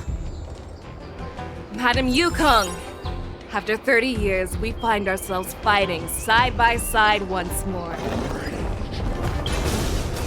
Remember, you are still on the Lawfu. Try not to go too wild. All together!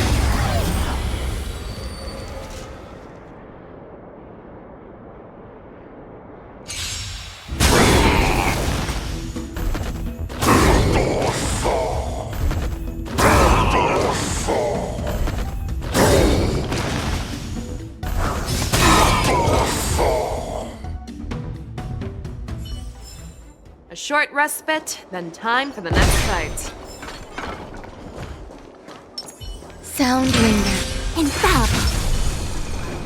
Let's see.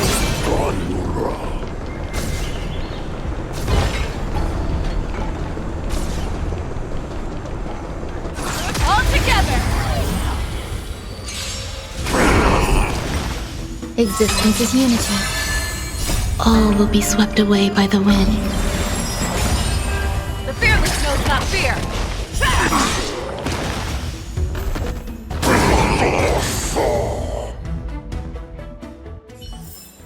A short respite, then time for the next fight.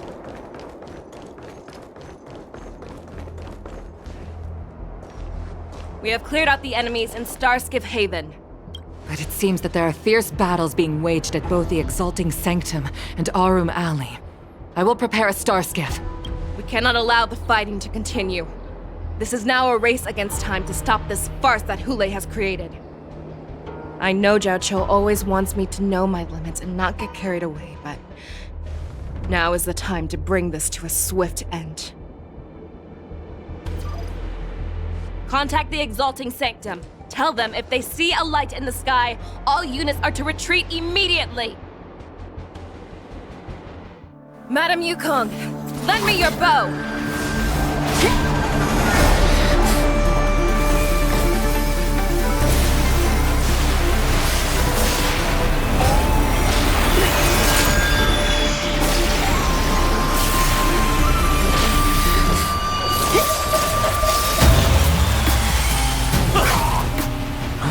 What's that? Everyone, out of the way!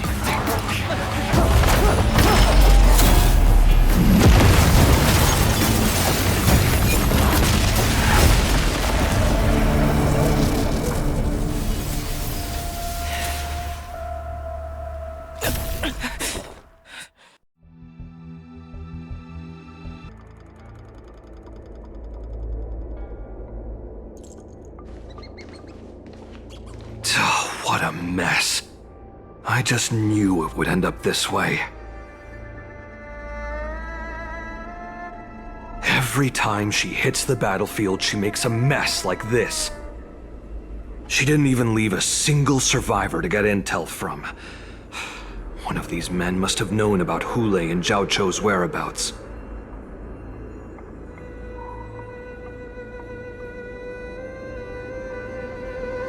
That was one of Fei Xiao's arrows. Who knows what she used as an arrow to fire all the way over here?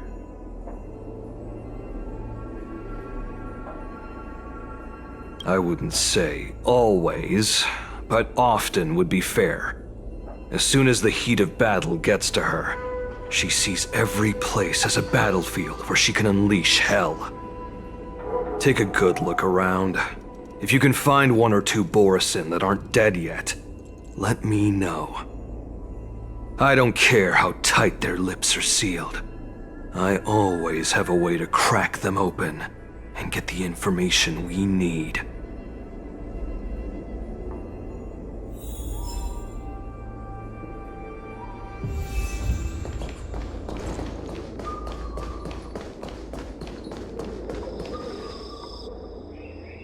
What a terrifying attack.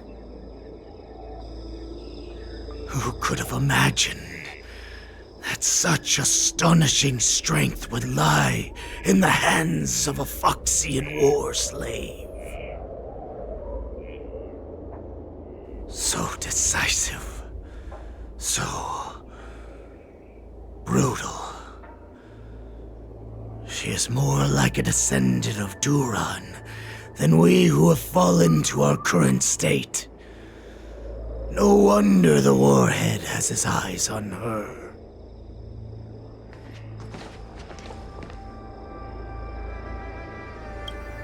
I remember you, Mock Talk. You are harder to kill than a cockroach. But the fact that you have willingly shown yourself saves us some time. It is not too late for you to surrender. Tell me, where are Hule and Zhao Cho?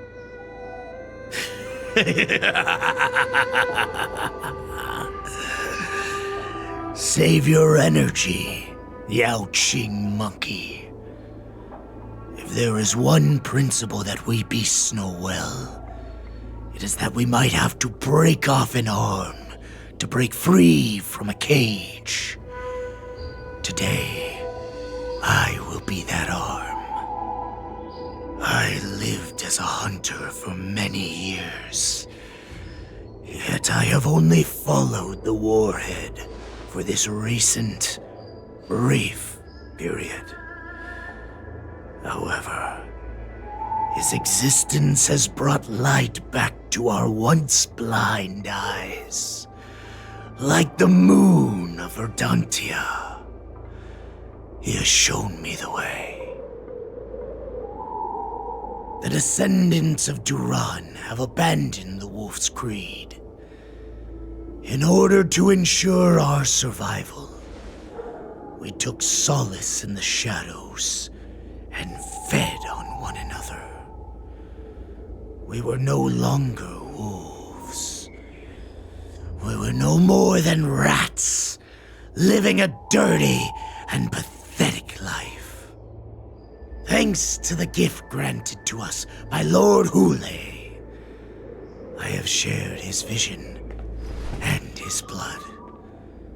The descendants of Duran should live for the victory of the pack, and they should die for it as well. Come, Yaoqing man. Show me your fangs. We will fight to the death! Pugh! How honorable, you mangy dog. But you seem to have misunderstood. There will be no fair one-on-one duel. Let's see how tough you are once we've put you down.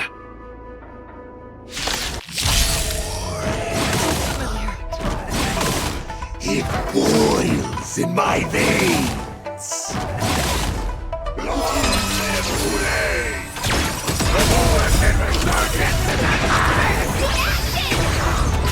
Morrison Resurgence? Fight me! Even strength like this will send me running! Set to the sea, go free! I must hold on. It too shall fall. Morrison Resurgence shall go. No matter how heroic your sacrifice, there is no honor in your battles or deaths, Borison. It seems that Moktok got what he wished for. Hule, your declaration of war is over. From now on, no matter where you run, General Fei Shao will catch you and send you to the same fate as Moktok.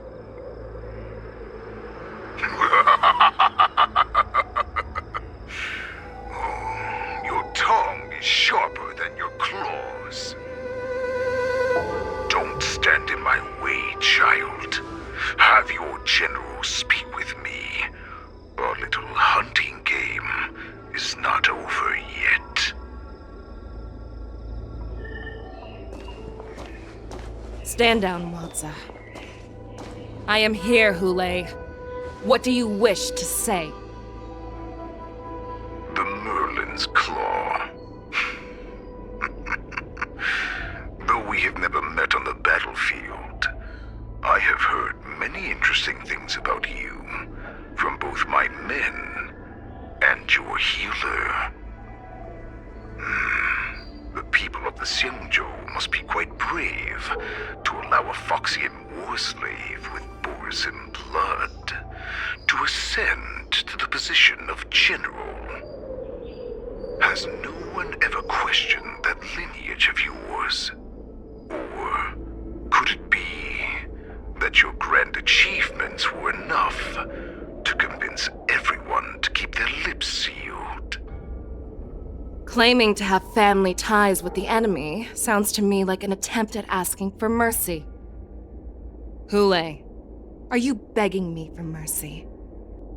I see that it is not only the ruthless blood of a wolf that courses through your veins, but also the cunning blood of a fox.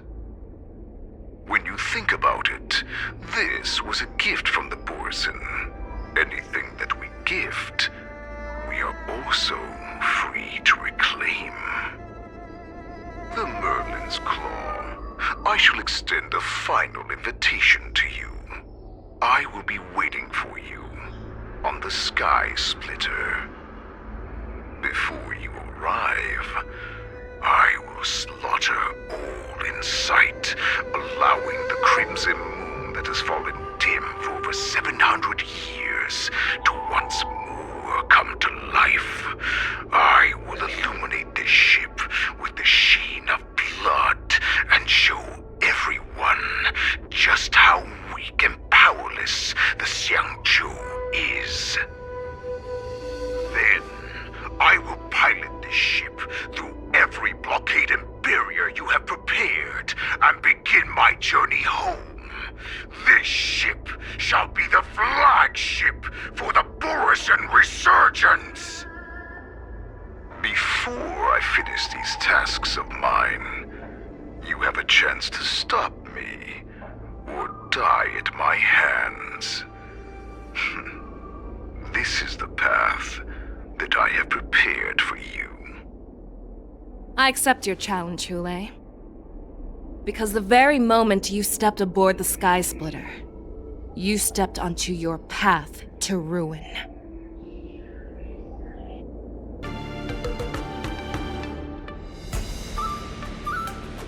I'm entrusting you not only with the honor of the ring, but also with the security of the Sky Splitter.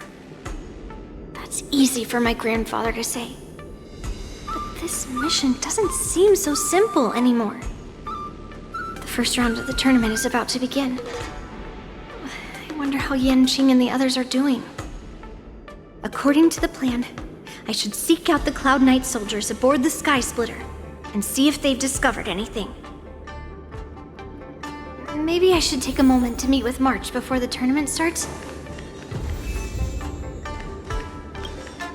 Is that you, Miss Yunli? If there's anything that I can help you with, please let me know. The Cloud Knights are all in position, following General Huaiyan's orders. Very good. Although, there is one thing I want to confirm with you.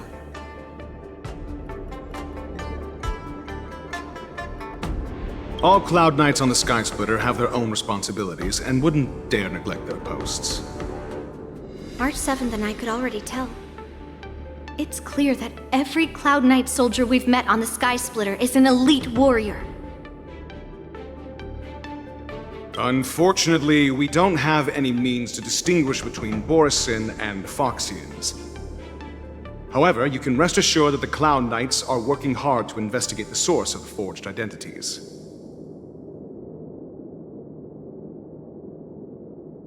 Your timing is perfect, Miss Yunli. We actually just received an emergency boarding request. An emergency boarding request?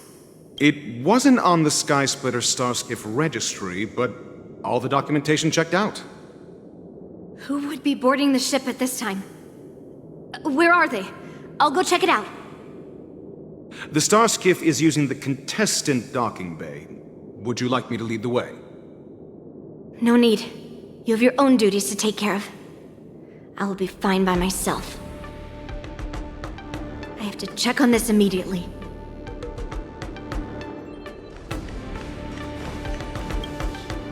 March, it's me, Yunli.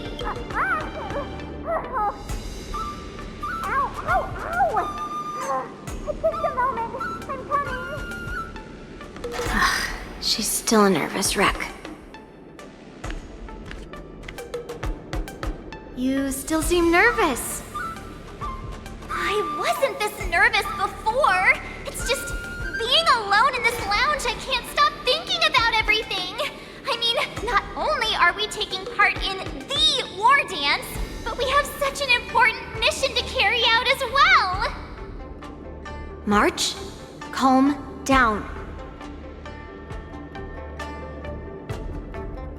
Don't worry about your mission. You have me here too, right?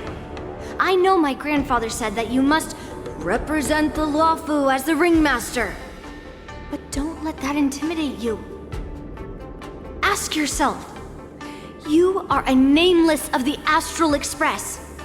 You have always been free to come and go as you please.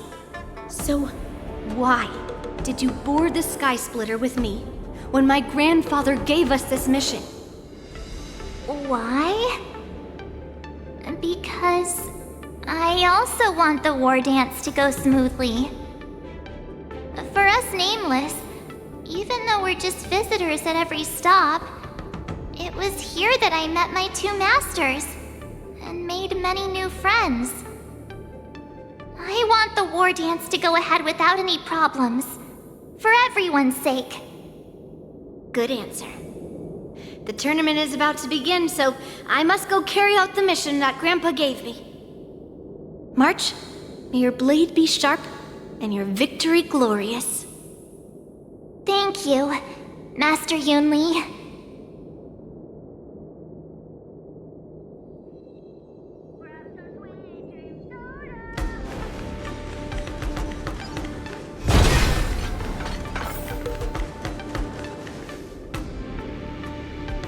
Routine inspection! All passengers, please prepare for an inspection. So this is the suspicious star skiff. Where did the passengers go? I'm going to count down from 10. If you do not come out, I will destroy the ship. 10, 9, 8, 7, 6, 5, 4. Time is running out. 3, 2, 1. Wait a second!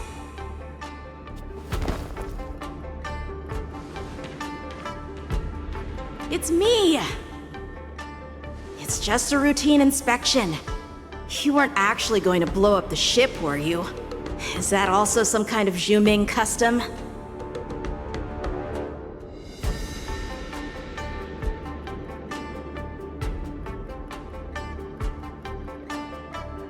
Didn't little Yanqing claim he was going to give up being the ringmaster and go on the hunt instead? Help shoulder the general's burdens? The Borisin on the ground suddenly launched an attack. General Fei Xiao was concerned that this was all a diversion by Hule, so I requested to come to the Sky Splitter and provide support. Can't believe you ended up back here on the Sky Splitter after running around all over the place. But you're too late to enter the tournament now. Following Grandpa's plan, our disciple March is taking your place as ringmaster. Aren't you proud of her? When I first heard the news, I was definitely proud, but also a little concerned. More manpower is always a good thing, since the Sky Splitter is so large. Oh, and by the way, you should know that... What's happening?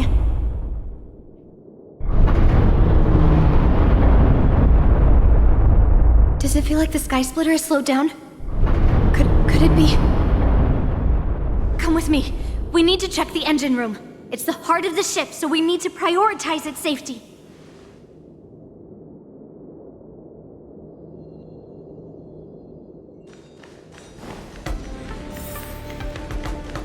The war dance is about to begin. Contestants, please make your way to the arena. The engine room is just up ahead. Let's go.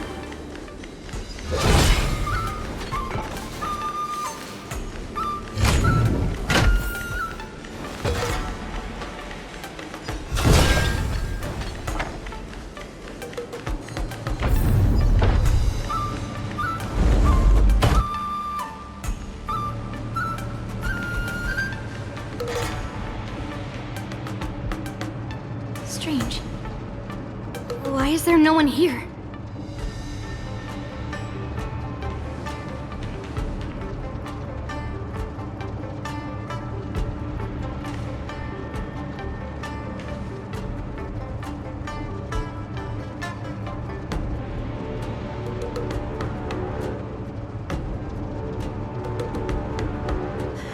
Cloud Knights.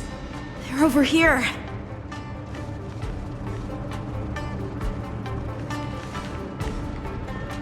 And you should be lying alongside them. Don't worry, children. There's plenty of space to hide your bodies over here. Even though I truly hoped that the war dance would go ahead uninterrupted, and that I was worrying for no reason.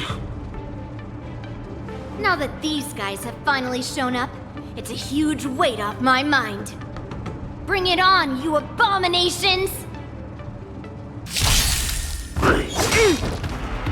Right on time. Yes, you! Right on time. Yes!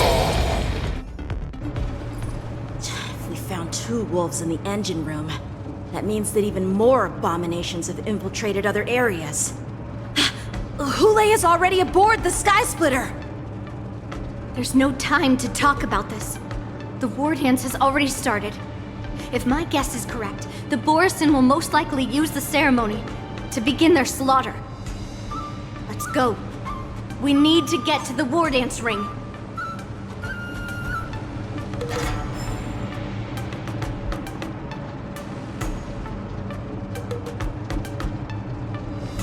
Come with me. To the ring. Intercepting sword technique. This way. We're not too late. Stream 4.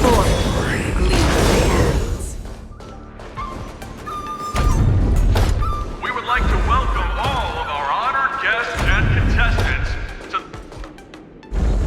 We would like to welcome all of our honored guests and contestants to the Xianzhou Luofu's Luminary War Dance Ceremony. Before we get the first round underway, our organizing committee would like to introduce you all to a host known throughout the cosmos, Mr. Albert. He is here today as our special guest host.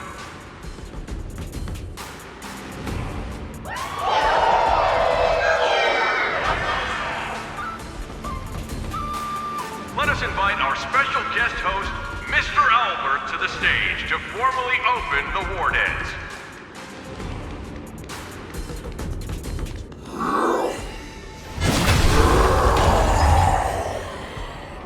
Your war dance ends here.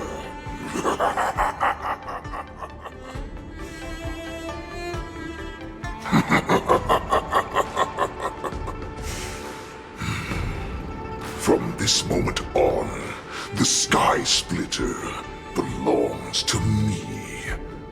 And for you, dear spectators, I have prepared a true fight to the death. Now, run for your lives! My apologies. The spectators that you were expecting aren't here. Everyone here actually came to see you. Cloud Knight, prepare for battle! Xianzhou swords, Cloud Knight wars! Xianzhou swords, Cloud Knight wars! Xianzhou swords, Cloud Knight wars! Xianzhou swords, Cloud Knight wars!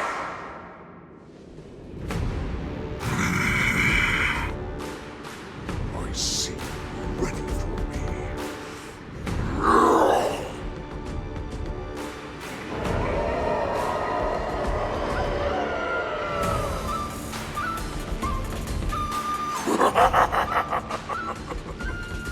That's fine too. Since you have all prepared for your deaths, come, give me all you've got. Entertain me.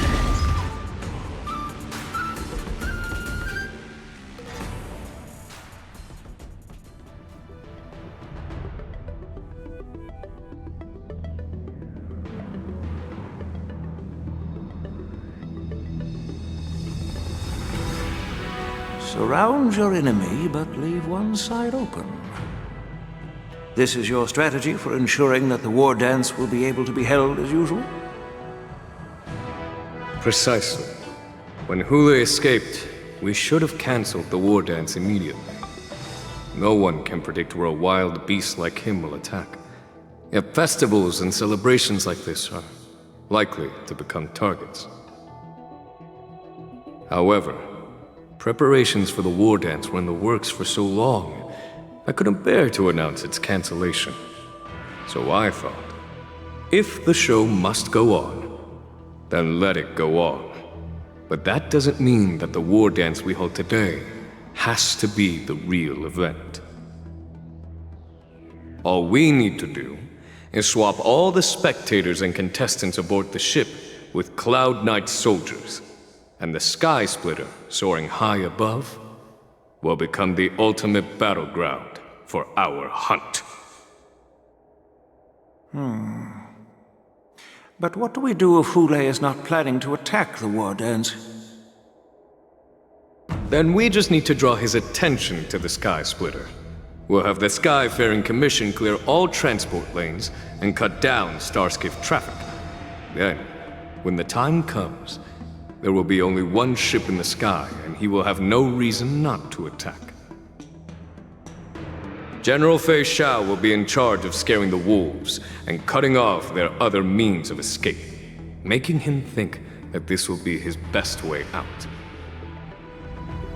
Given that the Borisin already have insiders on the Luo Fu, I will be in charge of putting pressure on them, making them focus solely on keeping themselves safe. Very good. Then I'd better dust off my weary bones too. I will go with the Skyfaring Commission to guard the Jade Gate and ensure that things do not spiral out of control. Knowing that Elder Huayan is part of our last line of defense is a great comfort. This hunt will make Hule understand that the arrows of the hunt will always be one step ahead of the abominations.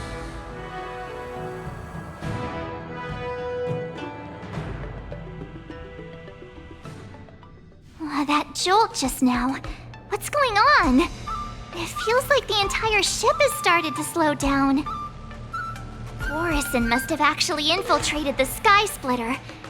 Based on General Huayan's orders, it's time for me to take action.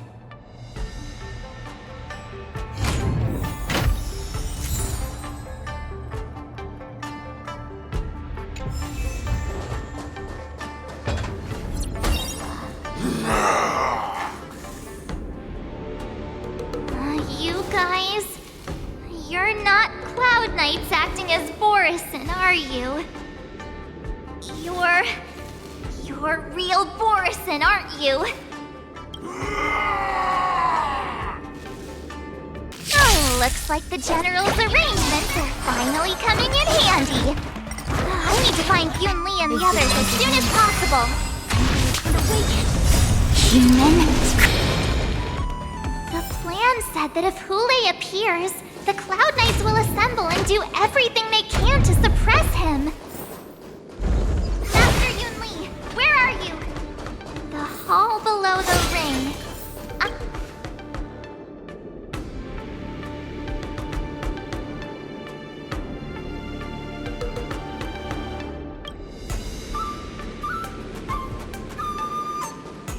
Master Yanqing! What are you doing here? I was concerned about the safety of the Sky Splitter, and my dear disciple, of course. Yanqing, the wolf you are hunting is standing above us in the war dance ring at this very moment, facing the Cloud Knights. This war dance will not be seen by the people of the Xianzhou, nor will it be just a ceremonial sword fight. This is a battle to the death that offers no honor, only mortal danger. March. Are you ready?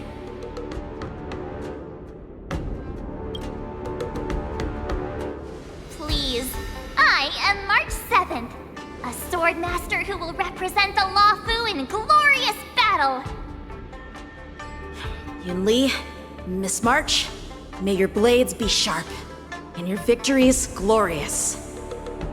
May your blades be sharp, and your victories glorious. May your blades... Ah, forget it. Let's go and make this a quick victory.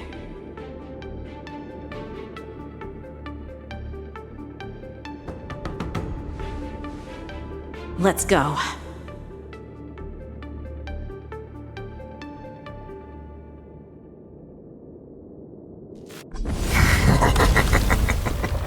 So feeble. Such weakness is truly pathetic.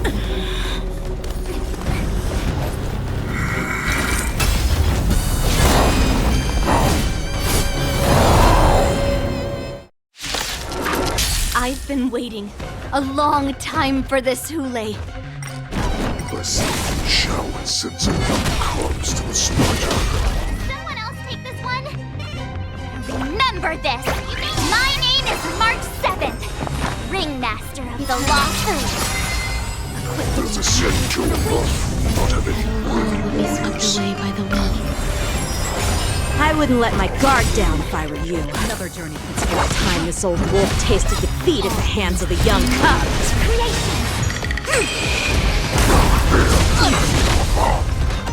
You think a little ambush is enough to defeat me?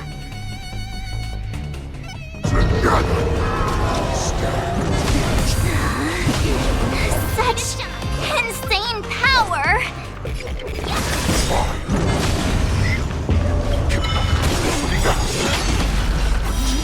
Shall finally arrives. What I can really do is your dragon. White Tiger, less cards! What's this?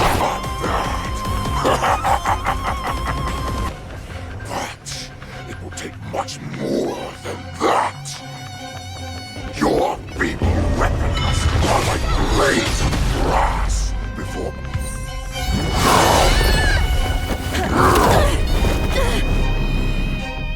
I've had enough. Time to finish this game.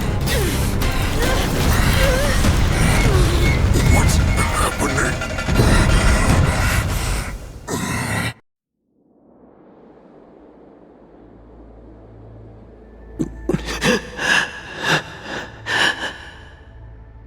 Secrets are a weapon that a hunter cannot live without. Those that have no secrets are no more than prey, cut open and waiting for death. What you're saying is, in your eyes, I am no more than prey that has exhausted all of its secrets and is simply awaiting its death. Do you think you have some other escape route? Jiao Cho, I have already peeled back your disguises and defenses, layer by layer. I know all the secrets that you and your general have buried so deep. But you have told me all of your secrets too, Warhead.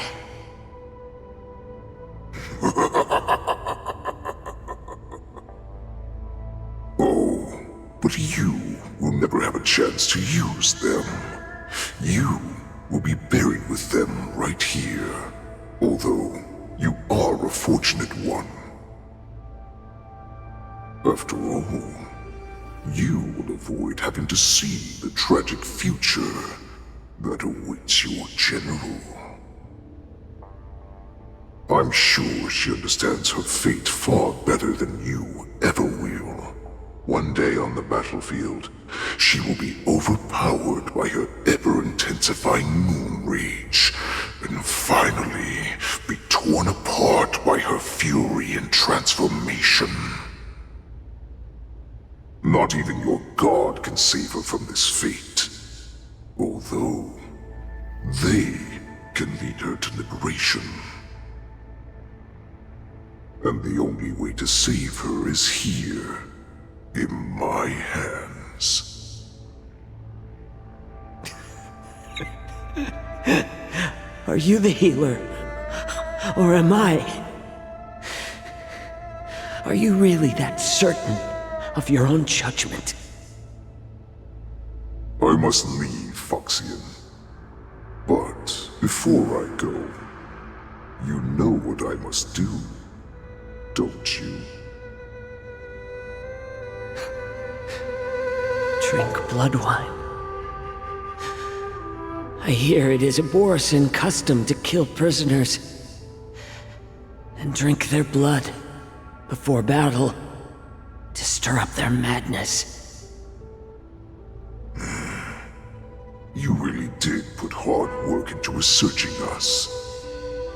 It is a shame that this is where your journey ends.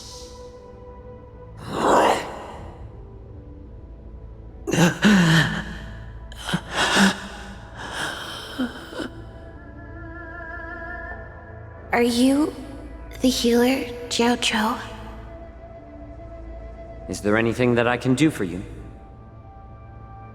I heard that you saved me. There's no need to thank me. If you're a healer, can you cure my moon rage? And what if I can? Do I just sit back and watch as you head back out to die in battle? Listen to me, child. Your condition is not suited for the battlefield. Okay, then can you cure war? What are you talking about? I'm just a healer. All I can do is... So all you can do is heal us and let us go cure war. Such arrogance, young lady. This war has been waged for thousands of years, and it will only continue. What do you mean by cure war? All you will achieve is getting yourself killed.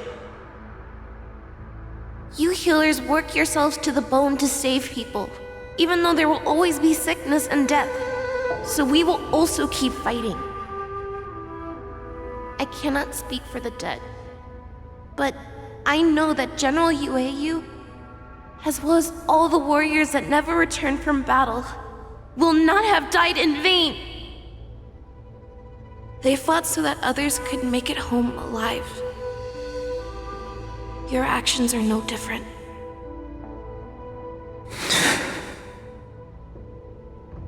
Jiao Cho, this is an order. Cure me!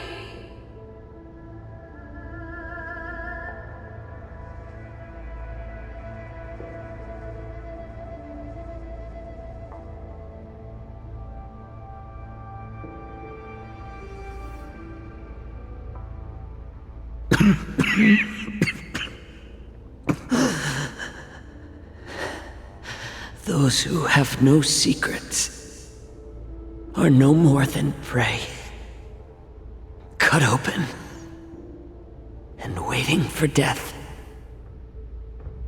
Enjoy the taste of my fresh blood, Hule. Unfortunately, I am not a man without secrets. I still have one little secret hidden up my sleeve. Tumble dust. I drank it a while ago, and the poison is already flowing through my veins. Sooner or later, you will begin to feel the effects. If the most lethal poison known to this world is able to save innocent lives, then it can also be called a great medicine.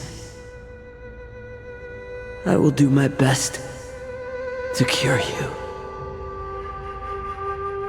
Fish out. I kept my promise. At the cost of this insignificant life. Bring victory to the Yaoqing.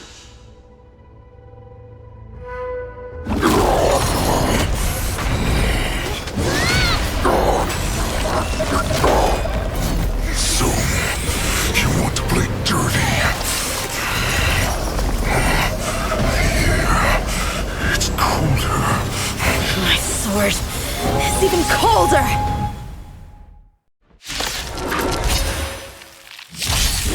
Hulei's movements are slowing down? This is our chance. It's time for us to put this dog down! Here you go, Master! Can you find the answer? Attack detected!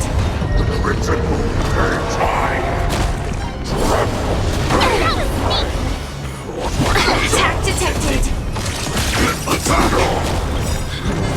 Maybe hard to kill. That does not mean you cannot be overpowered. To ashes! Hule, take a good look. The power of the Cloud Knights is in my blade. And awaken! Feeling spiffy? I could take 10 of you! Fight to live! Impossible! How could a mere whelp defeat me?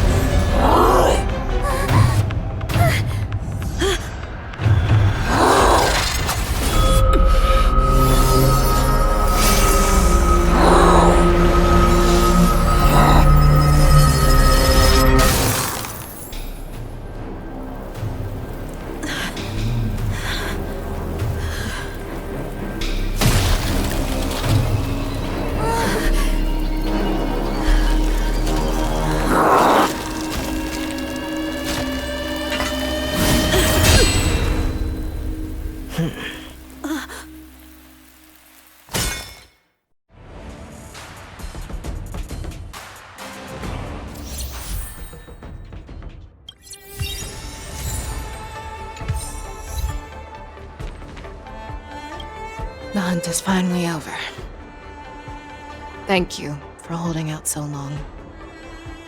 The Cloud Knights are withdrawing as we speak. Lieutenant Yanqing, how are you holding up?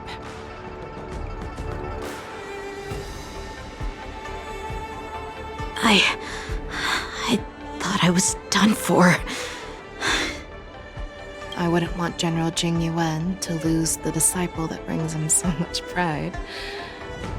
When I sensed that Hule was not on the ground, I raced to get here as quickly as I could. Who would have imagined that I would arrive late to the battlefield for the first time in my life? No. Perhaps you young ones' blades were just too fast for me.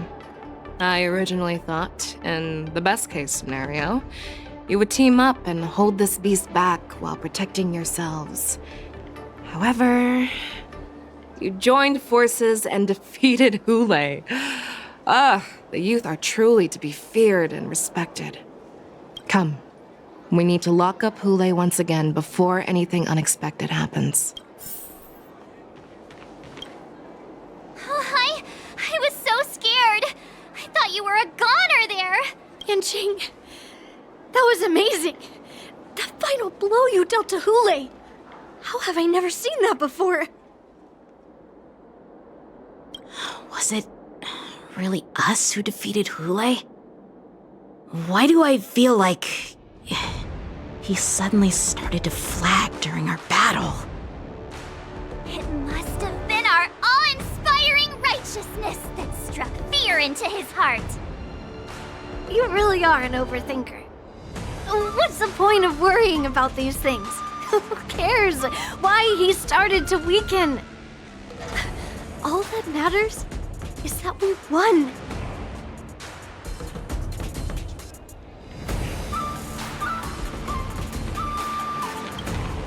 Such an unforgettable blade. So similar to the one wielded by that woman who defeated me all those years ago. Over 700 years have passed, and I thought I would have a way to overcome it by now. But in the end, my fangs and claws were too slow. Stop struggling, Hule. There's plenty of time for you to be tortured by your regrets when you go back to the shackling prison. Yeah. Yes, I was defeated, but this was not unexpected. And regardless, you still showed your face, Fei Xiao.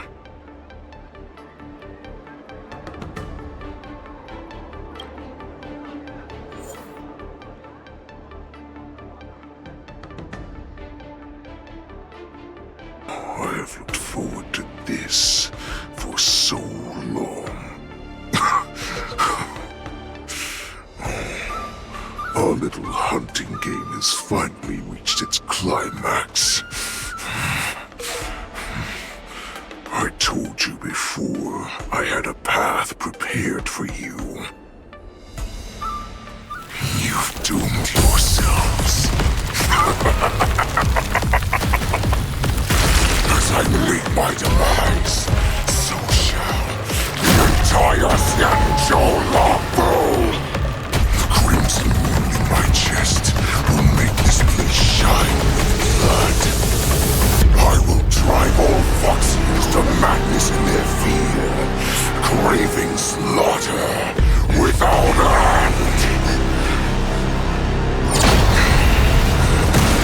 What now?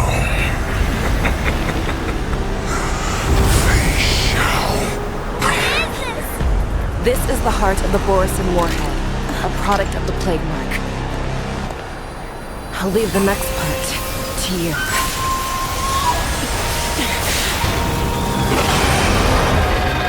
I don't understand.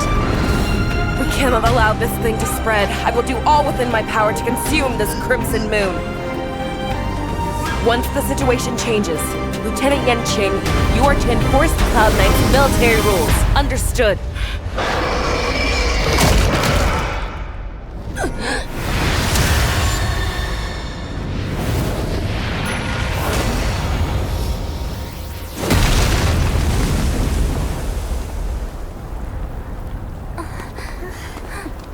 General!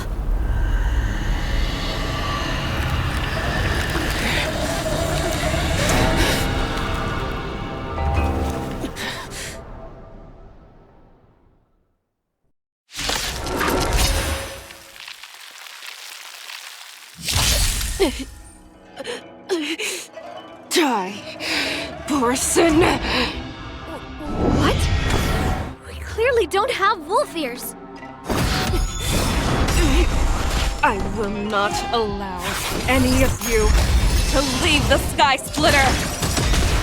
Does she think we're her enemies? Hule just wanted to take down the General, even at the cost of his own life.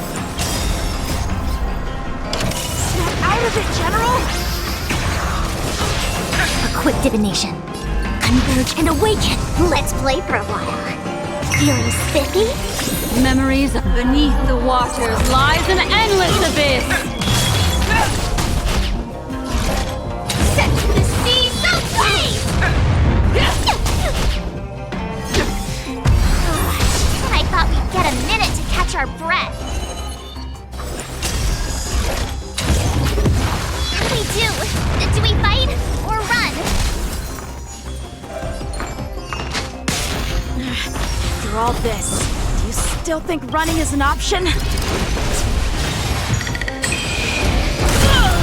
I set to the seas of flame! What do you want to know?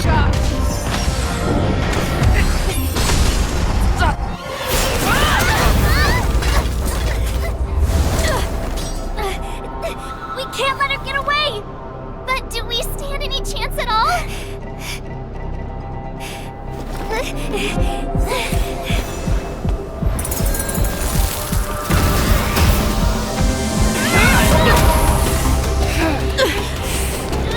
She said, I'll leave the next part to you. She put her faith in us! Trying. I promise. I will cure you. Fei Xiao. No one can live forever, Zhao Zhao. This time, I must break my promise.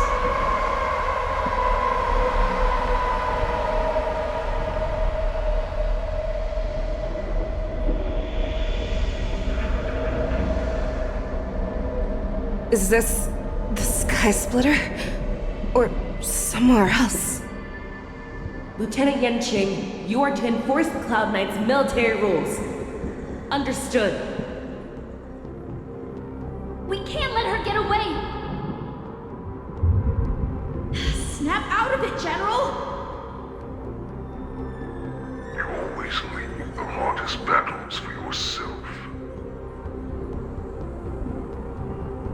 Even now, you would never run away. Isn't it strange that as your enemy, I understand you even better than your own allies? Ule? This rage, I remember the taste. I know that it was then a victory that it thirsted for. But the hunt itself, isn't that right, Fei Shao?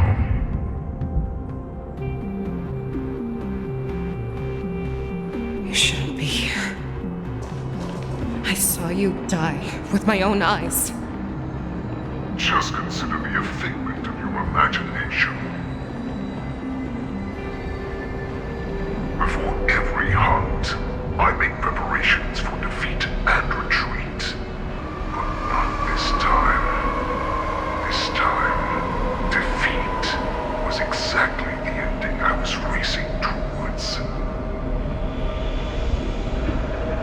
When I learned your story from Jiao Chou, I realized that he had always been hiding a secret, and that not even the healer himself understood the meaning of this secret. What an ironic fate, don't you think? All this time, waiting for this day to come. I never imagined that this was how it would turn out. But I accept it.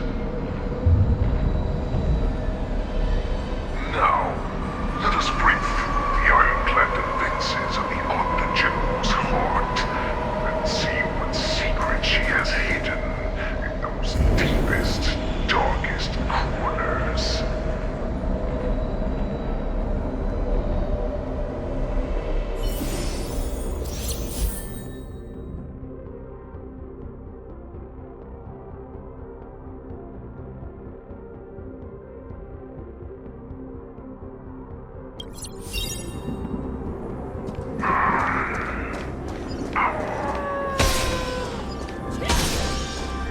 No!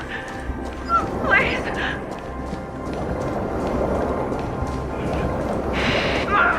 Help me! I'm sure that the people in the Xianzhou have shown these familiar scenes countless times. But they only showed you what they wanted you to see. They have you fight to save the weak. But what they never told you is that when all the pretenses of kindness and compassion are stripped away, this is how the universe is meant to be. When the Xianzhou is weak, they play the victim so they can win your sympathy. When they are strong, they make you their avenger and have you fight in the name of justice. I found it. This is your shadow of doubt.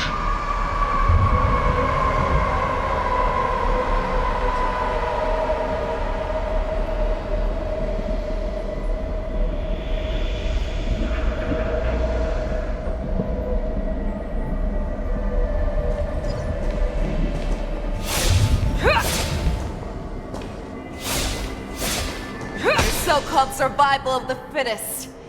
is nothing but an excuse. You cannot weaken my resolve, Hule. Blinded by the fury of your moon rage, you slaughtered your allies. Erland's Claw, you have betrayed the Alliance.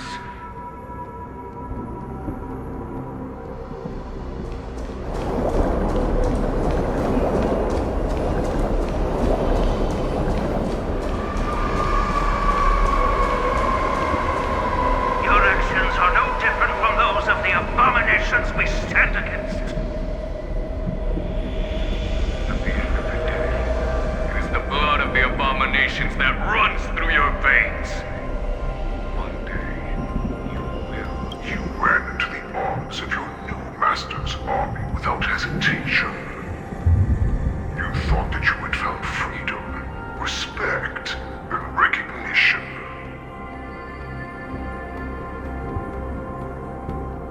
But you are wrong. They know all too well that a wolf will always be a wolf. Now your greatest fear is about to come true. You have become an enemy of the Scavenger.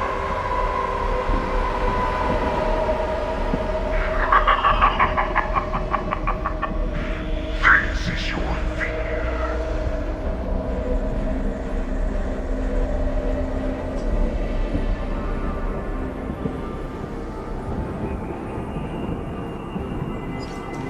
You aim to instill terror within me.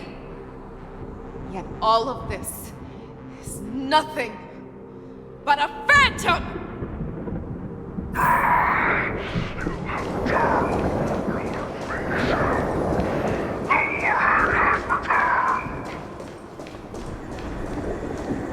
It's time to return to the pack, Fei Shao. No matter how deep the hatred you bear for Morrison, no matter how much we may consider each other enemies, I will still show you this path that you never imagined was available to you. Because you made a choice.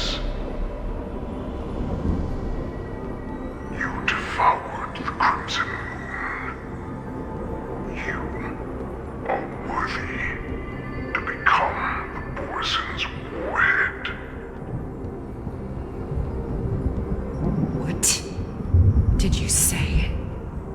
The descendants of Duran who came to rescue me hoped with all their hearts that once I regained my freedom, I would be able to turn the tides of battle and change the fate of our people, allowing the Morrison to return to their former glory. This was just a dream used by someone with ulterior motives to manipulate the Morrison.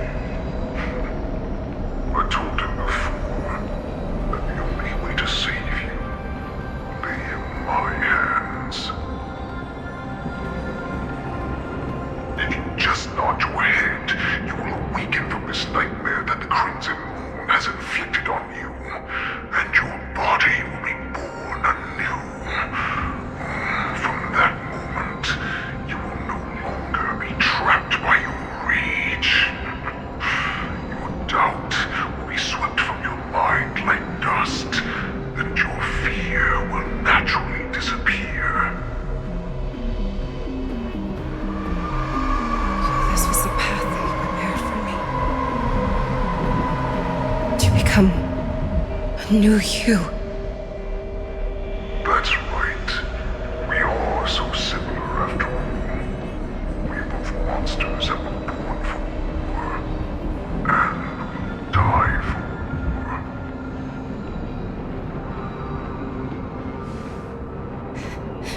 I'm sure my answer doesn't need much explanation. I refuse. I told you before, Foxian and Borison are no more than labels. You can be whoever you want to be. You can do whatever you want to do. Except these troops and the Borison will bow to you. Destroy them, reduce them to dust, or teach them to become servants of the Xianzhou. You are free to do as you please. Carve your name into the Xianzhou's history books, or into the list of arch enemies. You have the final say. You do not understand, Hule. You have no idea what it is that I truly desire.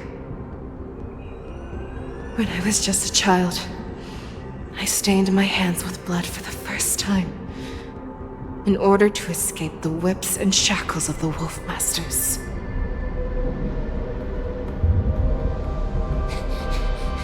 Nirgal! Don't stop! Keep running! I can't run anymore. Saran, are they catching up? They're still behind us. Don't stop! Nirgal! Look up! Look at that light in the sky! That's a shooting star. It's shining down on us. If we just tell it our wish, we can have our freedom. We will all be able to escape. We'll win our freedom and then share it with our cooler brothers and sisters. So you have to run. Quickly! We can do it! We can escape!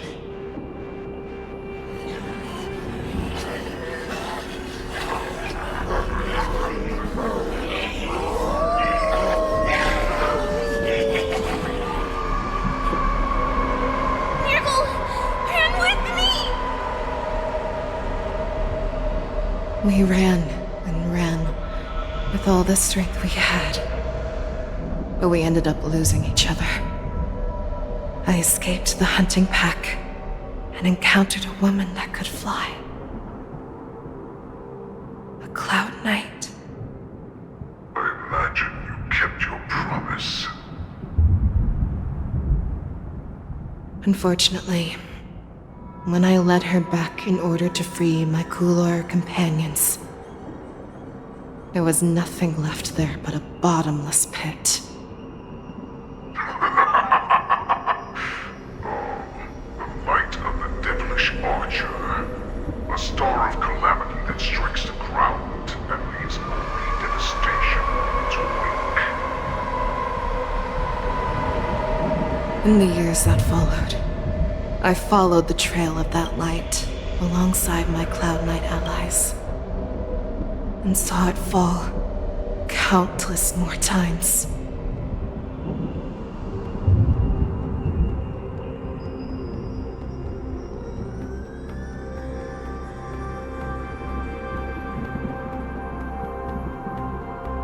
Gradually, I came to understand.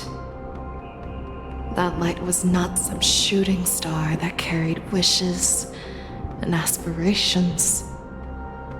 Each Lux arrow meant that countless lives in a helpless world were about to be obliterated.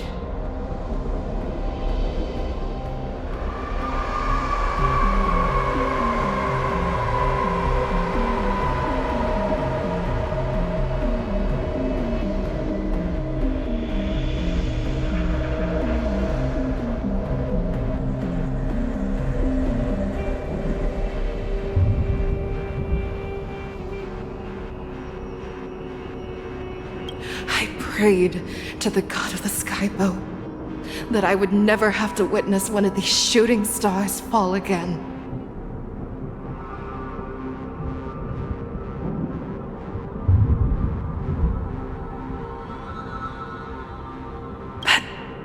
They ignored my prayers. That's right. They never answer us. They just let us loose in this world to massacre each other. That is why the fierce battle between us has raged to this day.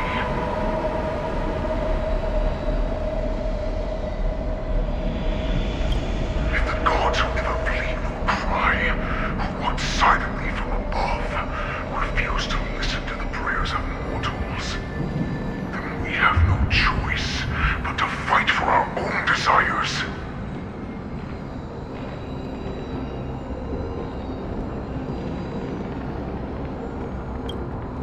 Do you understand now, Saran? You and I are similar in more ways than you think.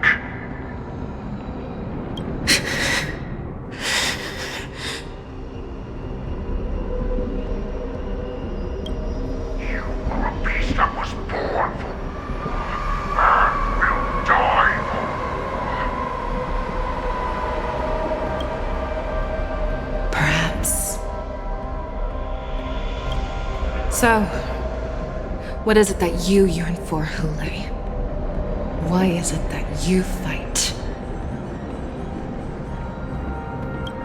I fight so that I can turn the stars above into a great wilderness for the Borisin to roam.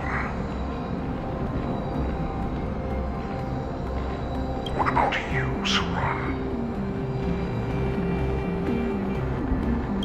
I fight so that one day I will never have to witness another shooting star falling to the ground. So that just one more person can live and return to the Yaoqing alongside me.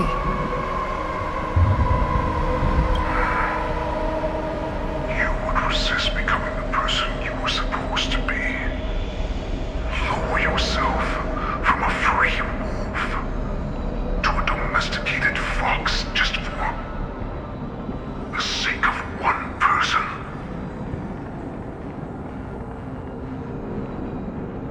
Then have it your way. I will use your fear and doubt as my nourishment. I will seize you and devour you. I will replace you and become a Shao. We are so similar. Both monsters that were born for war and will die for war. You were right when you said that, Hule. So, I shall pray to the heavens. Even if they do not respond to me, I pray that the arrows of the hunt will pierce the heart of every monster.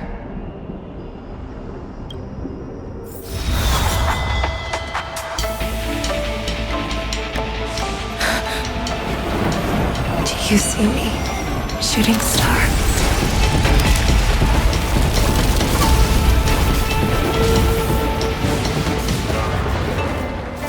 The knights are sworn to protect the Xianzhou. I will uphold this vow until my very last day.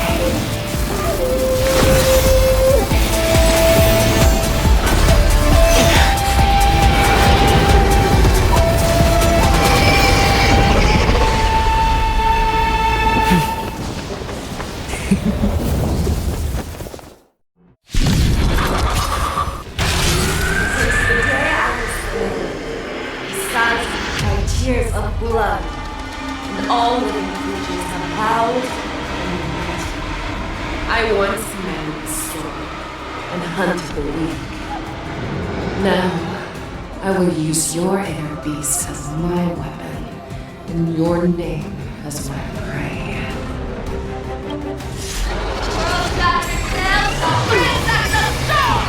Tear back your disguises and show you how cowardly and powerless you truly are! Why would you disappear?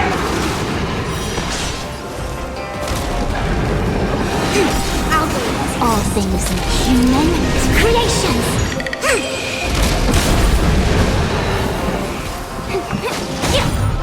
Your move? Fearless will not fear. That won't do.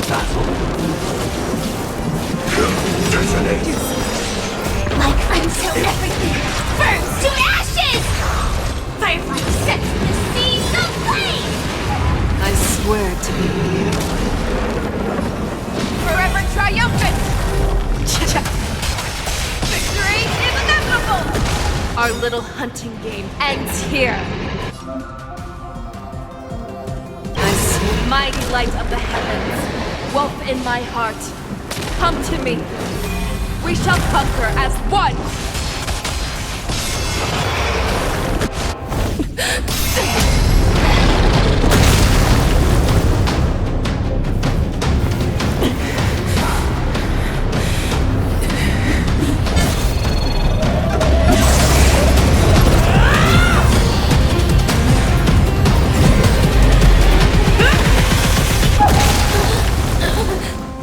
My only enemy has always been myself.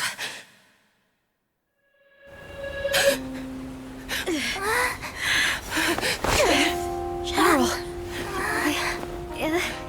General, you're awake.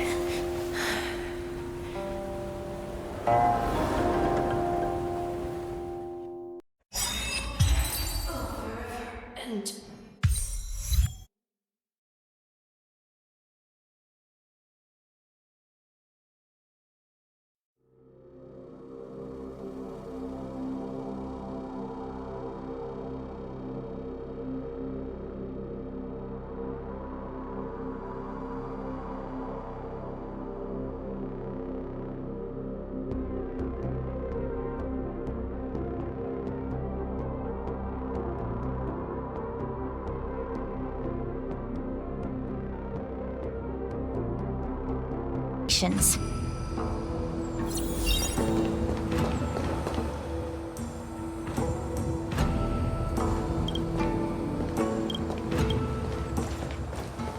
Welcome, Miss Lingsha.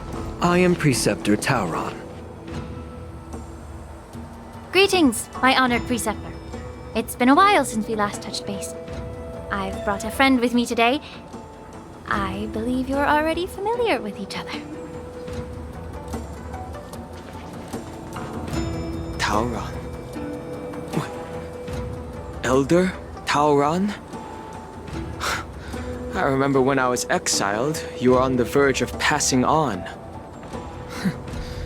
What's with this new look? All of this is thanks to your past life. Had you not been so rash, I wouldn't have had to walk such a dangerous road to free our clan, becoming this specter of my former self.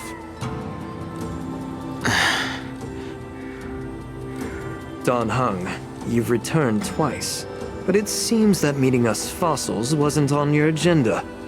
Regrettable indeed. Now here you are to meet me anyway. Life does love its ironies, doesn't it? I didn't come here with Miss Lingsha today to reminisce. Indeed. When the Cauldron Master extends an invitation, it's only proper for the preceptors to attend. As the newly appointed Cauldron Master, there's been much to take care of within the Alchemy Commission. It's only now that I've had the chance to speak with you. Please forgive the delay, Elder. I sent over some evidence regarding the prison break in the Shackling Prison. I trust you've already looked it over. Yes. You sent us the remains of Mara-struck soldiers, a map of the Shackling Prison, and a semblance reversion essence pill. These are the remains of assassins who used Cloud Hymn magic to conceal their tracks. They aided in the Borison's escape, allowing them unimpeded passage through the Shackling Prison. That marked-up map is a map of prisoners' escape routes. Vidyadhara craftsmen once made blueprints for the prison's construction, so I imagine, Mr. Tauron, you have a similar map in your possession. This pill. Is semblance reversion essence. Indeed. I helped plot the prison break in the Shackling Prison. So, the disciples of Sanctus Medicus joining forces with the Lord Ravager to stir up trouble in the Alchemy Commission, the introduction of the Stellaron, and the Ambrosial Arbor's resurrection all have something to do with the Vidyadhara. That's right. Are you surprised? After all, both of you were sent here by the Seat of Divine Foresight as messengers to hear my confession, weren't you? Ever since the sedition of Imbibitor Lunae, the population of the Vidyadhara has dwindled. With the High Elder exiled, a few of us preceptors had to do what we could to turn the tide. My methods might have been drastic, perhaps even incomprehensible. But it was all for one cause: the survival of the Vidyadhara. Yet, the Xianzhou natives zealously forbid any plague marks and did nothing while the Vidyadhara suffered. Danheng, Lingsha, as Vidyadhara, you should understand the desperation behind my actions. All I've tried to do is to ensure our survival. I'm well aware of the challenges the Vidyadhara face. Fighting for survival isn't a sin. But Elder, your actions have gone beyond mere survival. You've become a beast driven solely by the propagation, devoid of even a hint of empathy. Oh. Despite calling ourselves a noble draconic bloodline, at our core, we're merely bipedal beasts. The survival of our kind is paramount. If I hadn't resorted to beastly actions, the Vidyadhara might not even exist. The sages show no mercy, as the old wisdom goes. When the High Elder abandoned our people's survival, I had to shoulder the world's sins alone. Lingsha, Danheng, the past is behind us, but the future of the Vidyadhara still lies within your grasp. The situation on the Xianzhou Luofu has changed rapidly. As Vidyadhara, we must unite in purpose and avoid the mistakes of the previous Imbibitor Lunae. I was initially skeptical about the Vidyadhara's betrayal of the Alliance.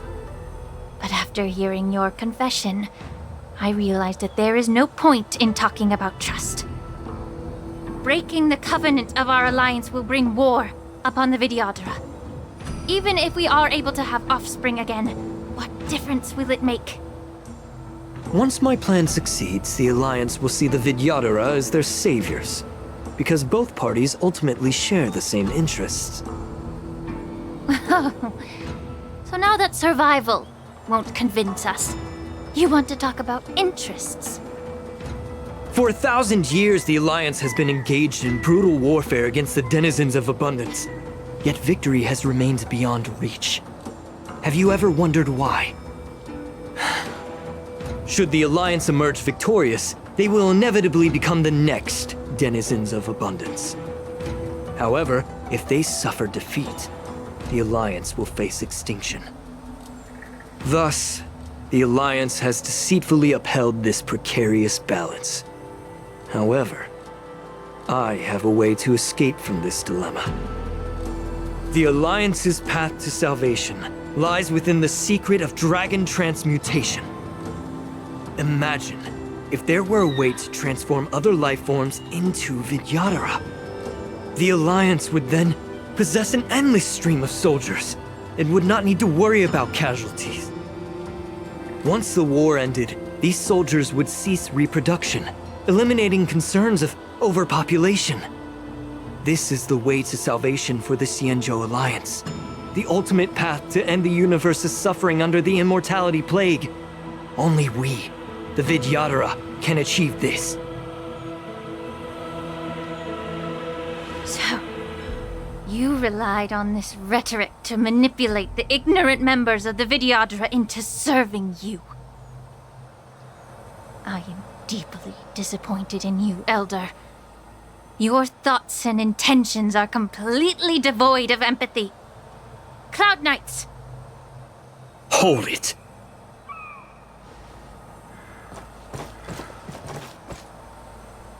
Miss Bailu! Mr. Danheng and Sister Lingsha! Everyone's here? You think I don't know why you're really here? Jing Yuan sent you here to test me, didn't he? According to the oath between the Alliance and the Vidyadhara, it's forbidden to spill Vidyadhara blood on their own territory. Are you all ready to violate this oath in the presence of the Luofu's High Elder? Dragon Lady, there's no need to panic.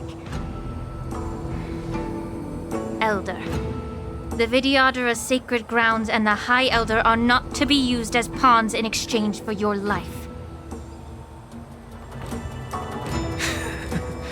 You talk a big game. As if you have the nation and the people's best interests at heart.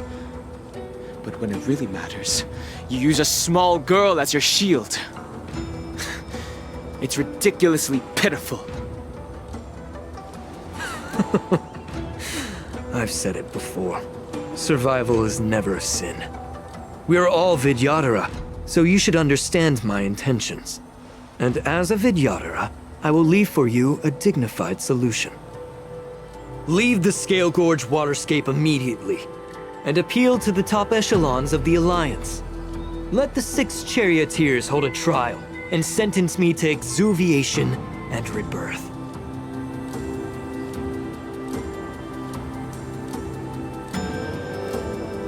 I see right through your plans, Mr. Tauron. Vidyadhara Rebirth erases past crimes, but I'm well aware of the Preceptor's dirty tricks during Rebirth. You might not be you, but you will still be you.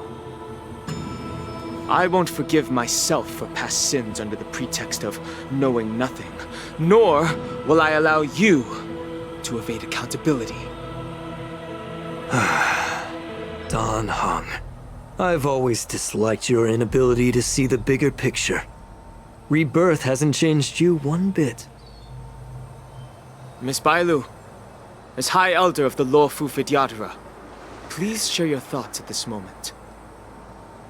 I don't want to stay here. I'm tired of being pushed around. I'm not some puppet to be controlled. Please, take me away with you. I understand. As the oath dictates, members of the Alliance are forbidden from harming Vidyadhara here. But I've long since severed ties with the Alliance. Right now, I'm simply a nameless, free to come and go as I please. The oath of the Xianzhou means nothing to the spear in my hand.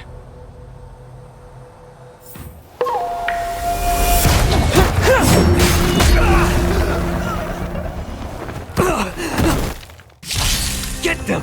Do whatever it takes! Make sure they don't come alive. Existence is unity. Be of your body and mind. Converge and awaken! Secret of the safe!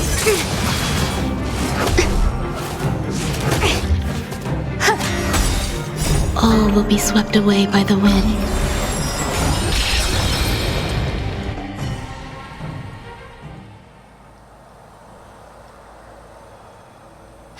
Dragon Lady, are you all right? I'm fine. Thank you for rescuing me.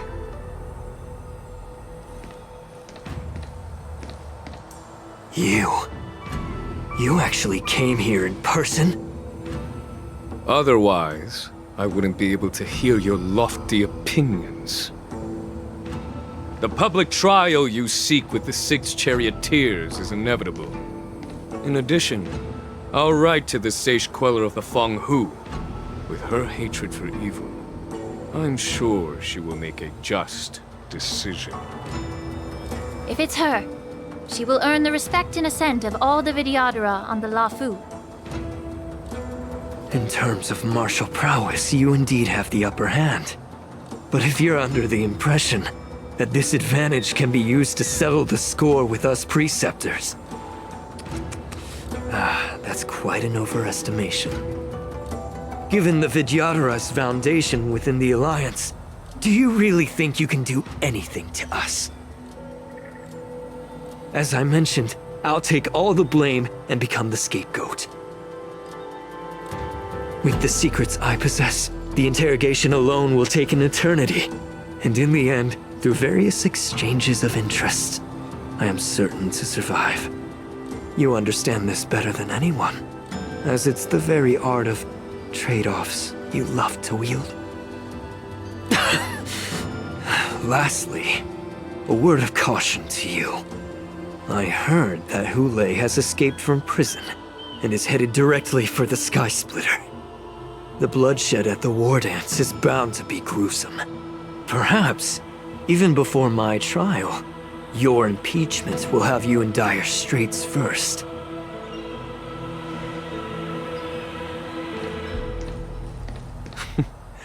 Regrettably, Mr. Tauron, the Sky Splitter only hosted Cloud Knights today. No audience. And just moments ago, Hule was executed by the Cloud Knights.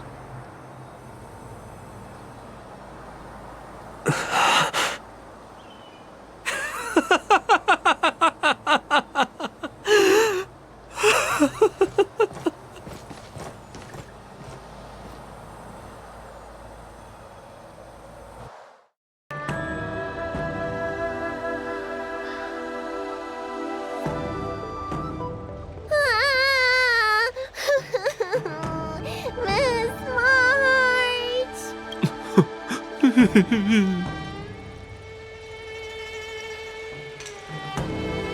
Miss March! My dear Miss March! I was only in the bathroom for a little bit, and you've already arranged my death? Hey, can't you play some normal games with Dragon Lady?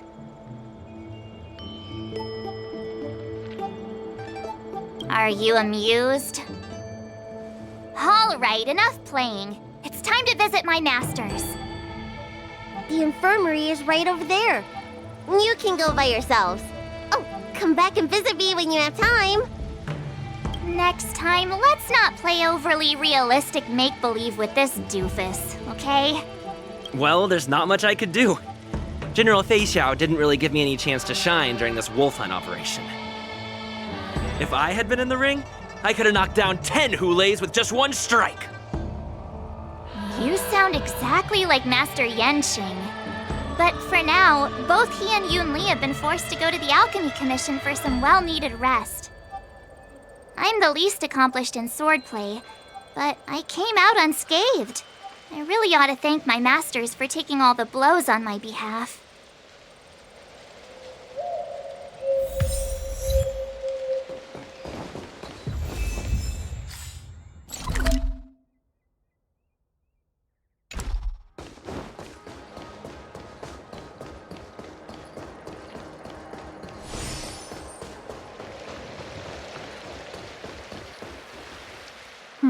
Look who's here.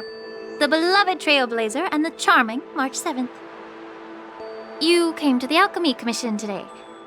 Oh, I get it. You are here with March to visit her masters, aren't you? Exactly. How are my masters doing at the moment? Unfortunately, only one master is here. I'm doing fine.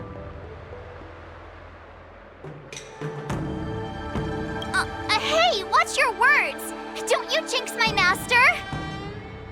His injuries weren't that severe. But, well, he'll still need some more time to rest. Considering the intense battle with Hule, and then with General Fei Xiao, the rigorous sparring session with her, his small body couldn't take it anymore. Master Yun Li, didn't you also engage in combat? The little babies from the Law Fu just don't have the resilience that us kids from the Juming have. I heard from Moza about the tough battle against the wolf troopers. You fought alongside Moza. Did you get hurt?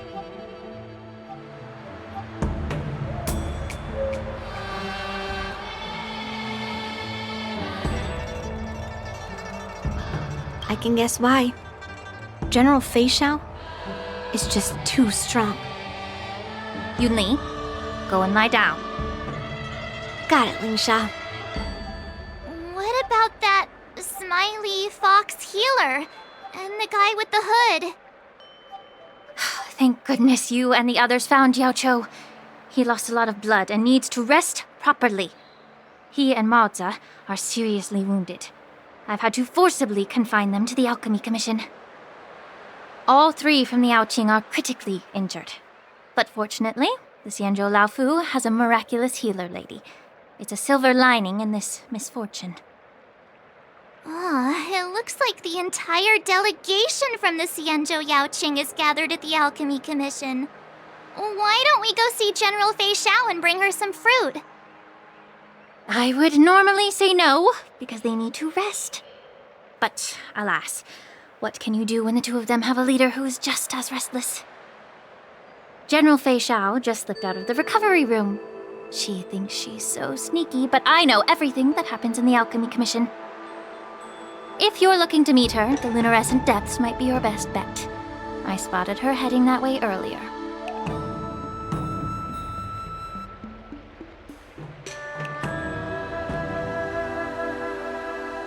The sound of those footsteps. They must belong to General Fei Xiao. Out and about, despite the doctor's orders. What a coincidence. Someone else who refuses to listen to the doctor's orders. Well, being a doctor myself, I don't think my knowledge of my own body is inferior to the Dragon Lady's. The healer does not heal himself. Don't try to act tough in front of me. I'm sorry, Zhao Chou. I didn't expect you to use poison that way. What a miscalculation. If only I'd found you sooner. If only I hadn't sent you to the shackling prison. The way you're speaking, is this really the Fei Xiao I know? Or could it be a Borisin assassin, imitating your voice to take my life?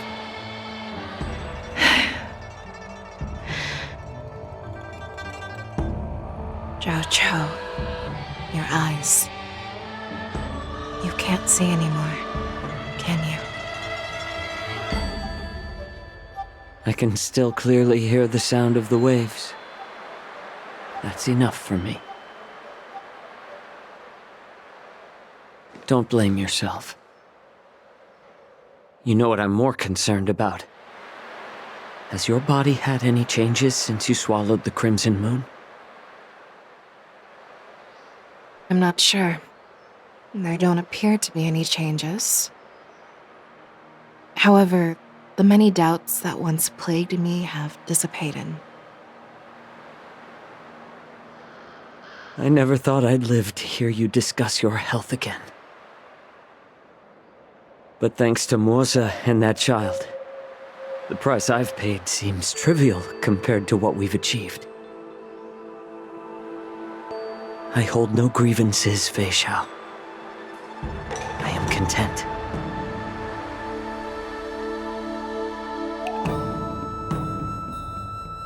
I don't know how to offer words of comfort, nor do I know much about curing others' ailments.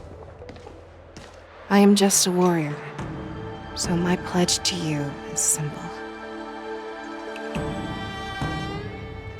An eye for an eye. So you were here too. In this vast universe, there's bound to be someone who can heal your eyes. I'll find them. But until then... The threat behind all this chaos needs to be dealt with. You must already have some ideas. Let them out. The resurgence of the Sanctus Medicus and the gathering of the Borisin are merely distractions orchestrated by an unseen force, meant to divide the Alliance's attention. Unfortunately, they picked the wrong fight this time. Once we return to the Yaoqing, I'll personally lead the Verdant Knights into battle. I vow to take down a Lord Ravager and teach the Ruined Legion the true meaning of the hunt.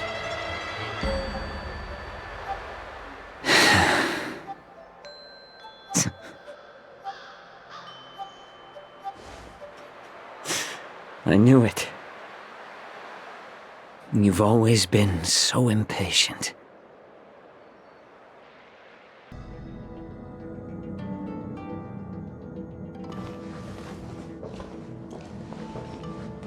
I apologize for my tardiness once again.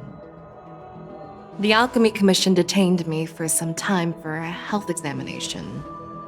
They released me only after ensuring I was in good condition. General, seeing you safe and sound puts our minds at ease. Hulei's escape caused significant upheaval and forced the war dance to be put on hold. A truly unforeseen disaster. Fortunately, the younger generation showed their valor. They bravely tackled the crisis, putting an end to the disaster and providing a glimmer of hope in a dire situation. Before Master Diviner Fu Xuan's departure for the Yutre, I consulted with her about the war dance. She left a note stating, "The hexagram oscillates between thunder and heaven, a sign of great power, assuring us that we would successfully navigate any challenges." She advised me to trust the younger generation's abilities and let them lead. Her predictions, it appears, have come true. It's just... the Xianzhou Luofu's long-standing duty of keeping Hulei imprisoned ended with his death on the Sky Splitter. This event is likely to bring much criticism from the Alliance's upper ranks. However, Hulei's demise might actually be a blessing in disguise. Broadcasting this news could derail the Borison's resurgence and quash the ambitions of those who wish to take advantage of his return. Hand over Hulei's remains to the Xianzhou Yaoqing, and I'll handle the explanations to the Alliance. But what about the war dance? While the Wolf Hunt mission was a success, the events on the Sky Splitter remain a secret. However, the news of the Borison's attacks on the streets will spread like wildfire. The war dance was interrupted, so it must be reconvened. As for the people who witnessed the attacks, beyond placating them, we also need to show them the Xianzhou Cloud Knight's fearless dedication. On the war dance's opening day, Rogue Borison attempted to stir up panic, but was swiftly neutralized by the Merlin's Claw and the Cloud Knights. A genuine tale of heroism that will captivate and calm the public.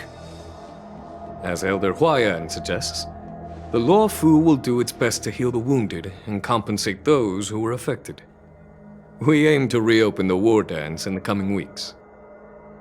This settles the immediate concerns on the Luofu, but my thoughts linger on the orchestrator behind these events.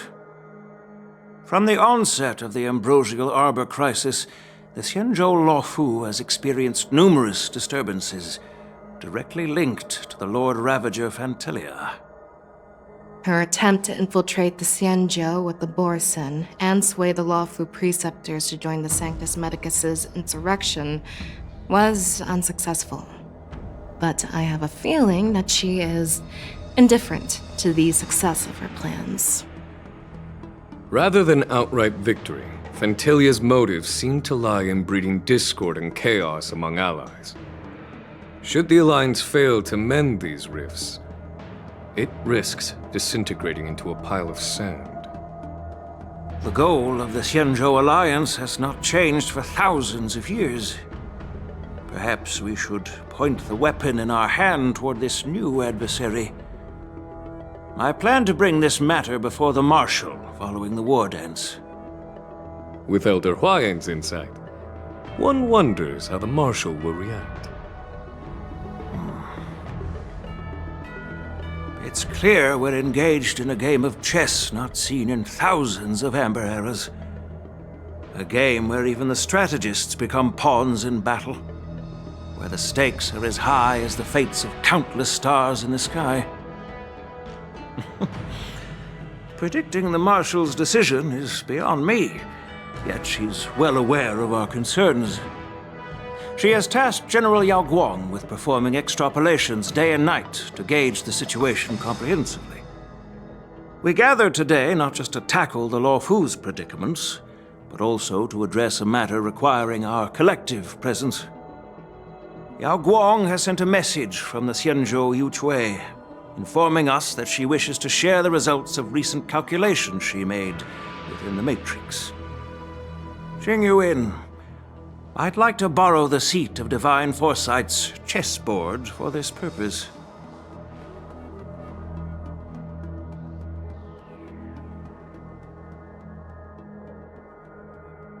Hello, everyone. It's been a long time. Over 3 decades have passed since we last convened. And I've dearly missed each of you generals during this time.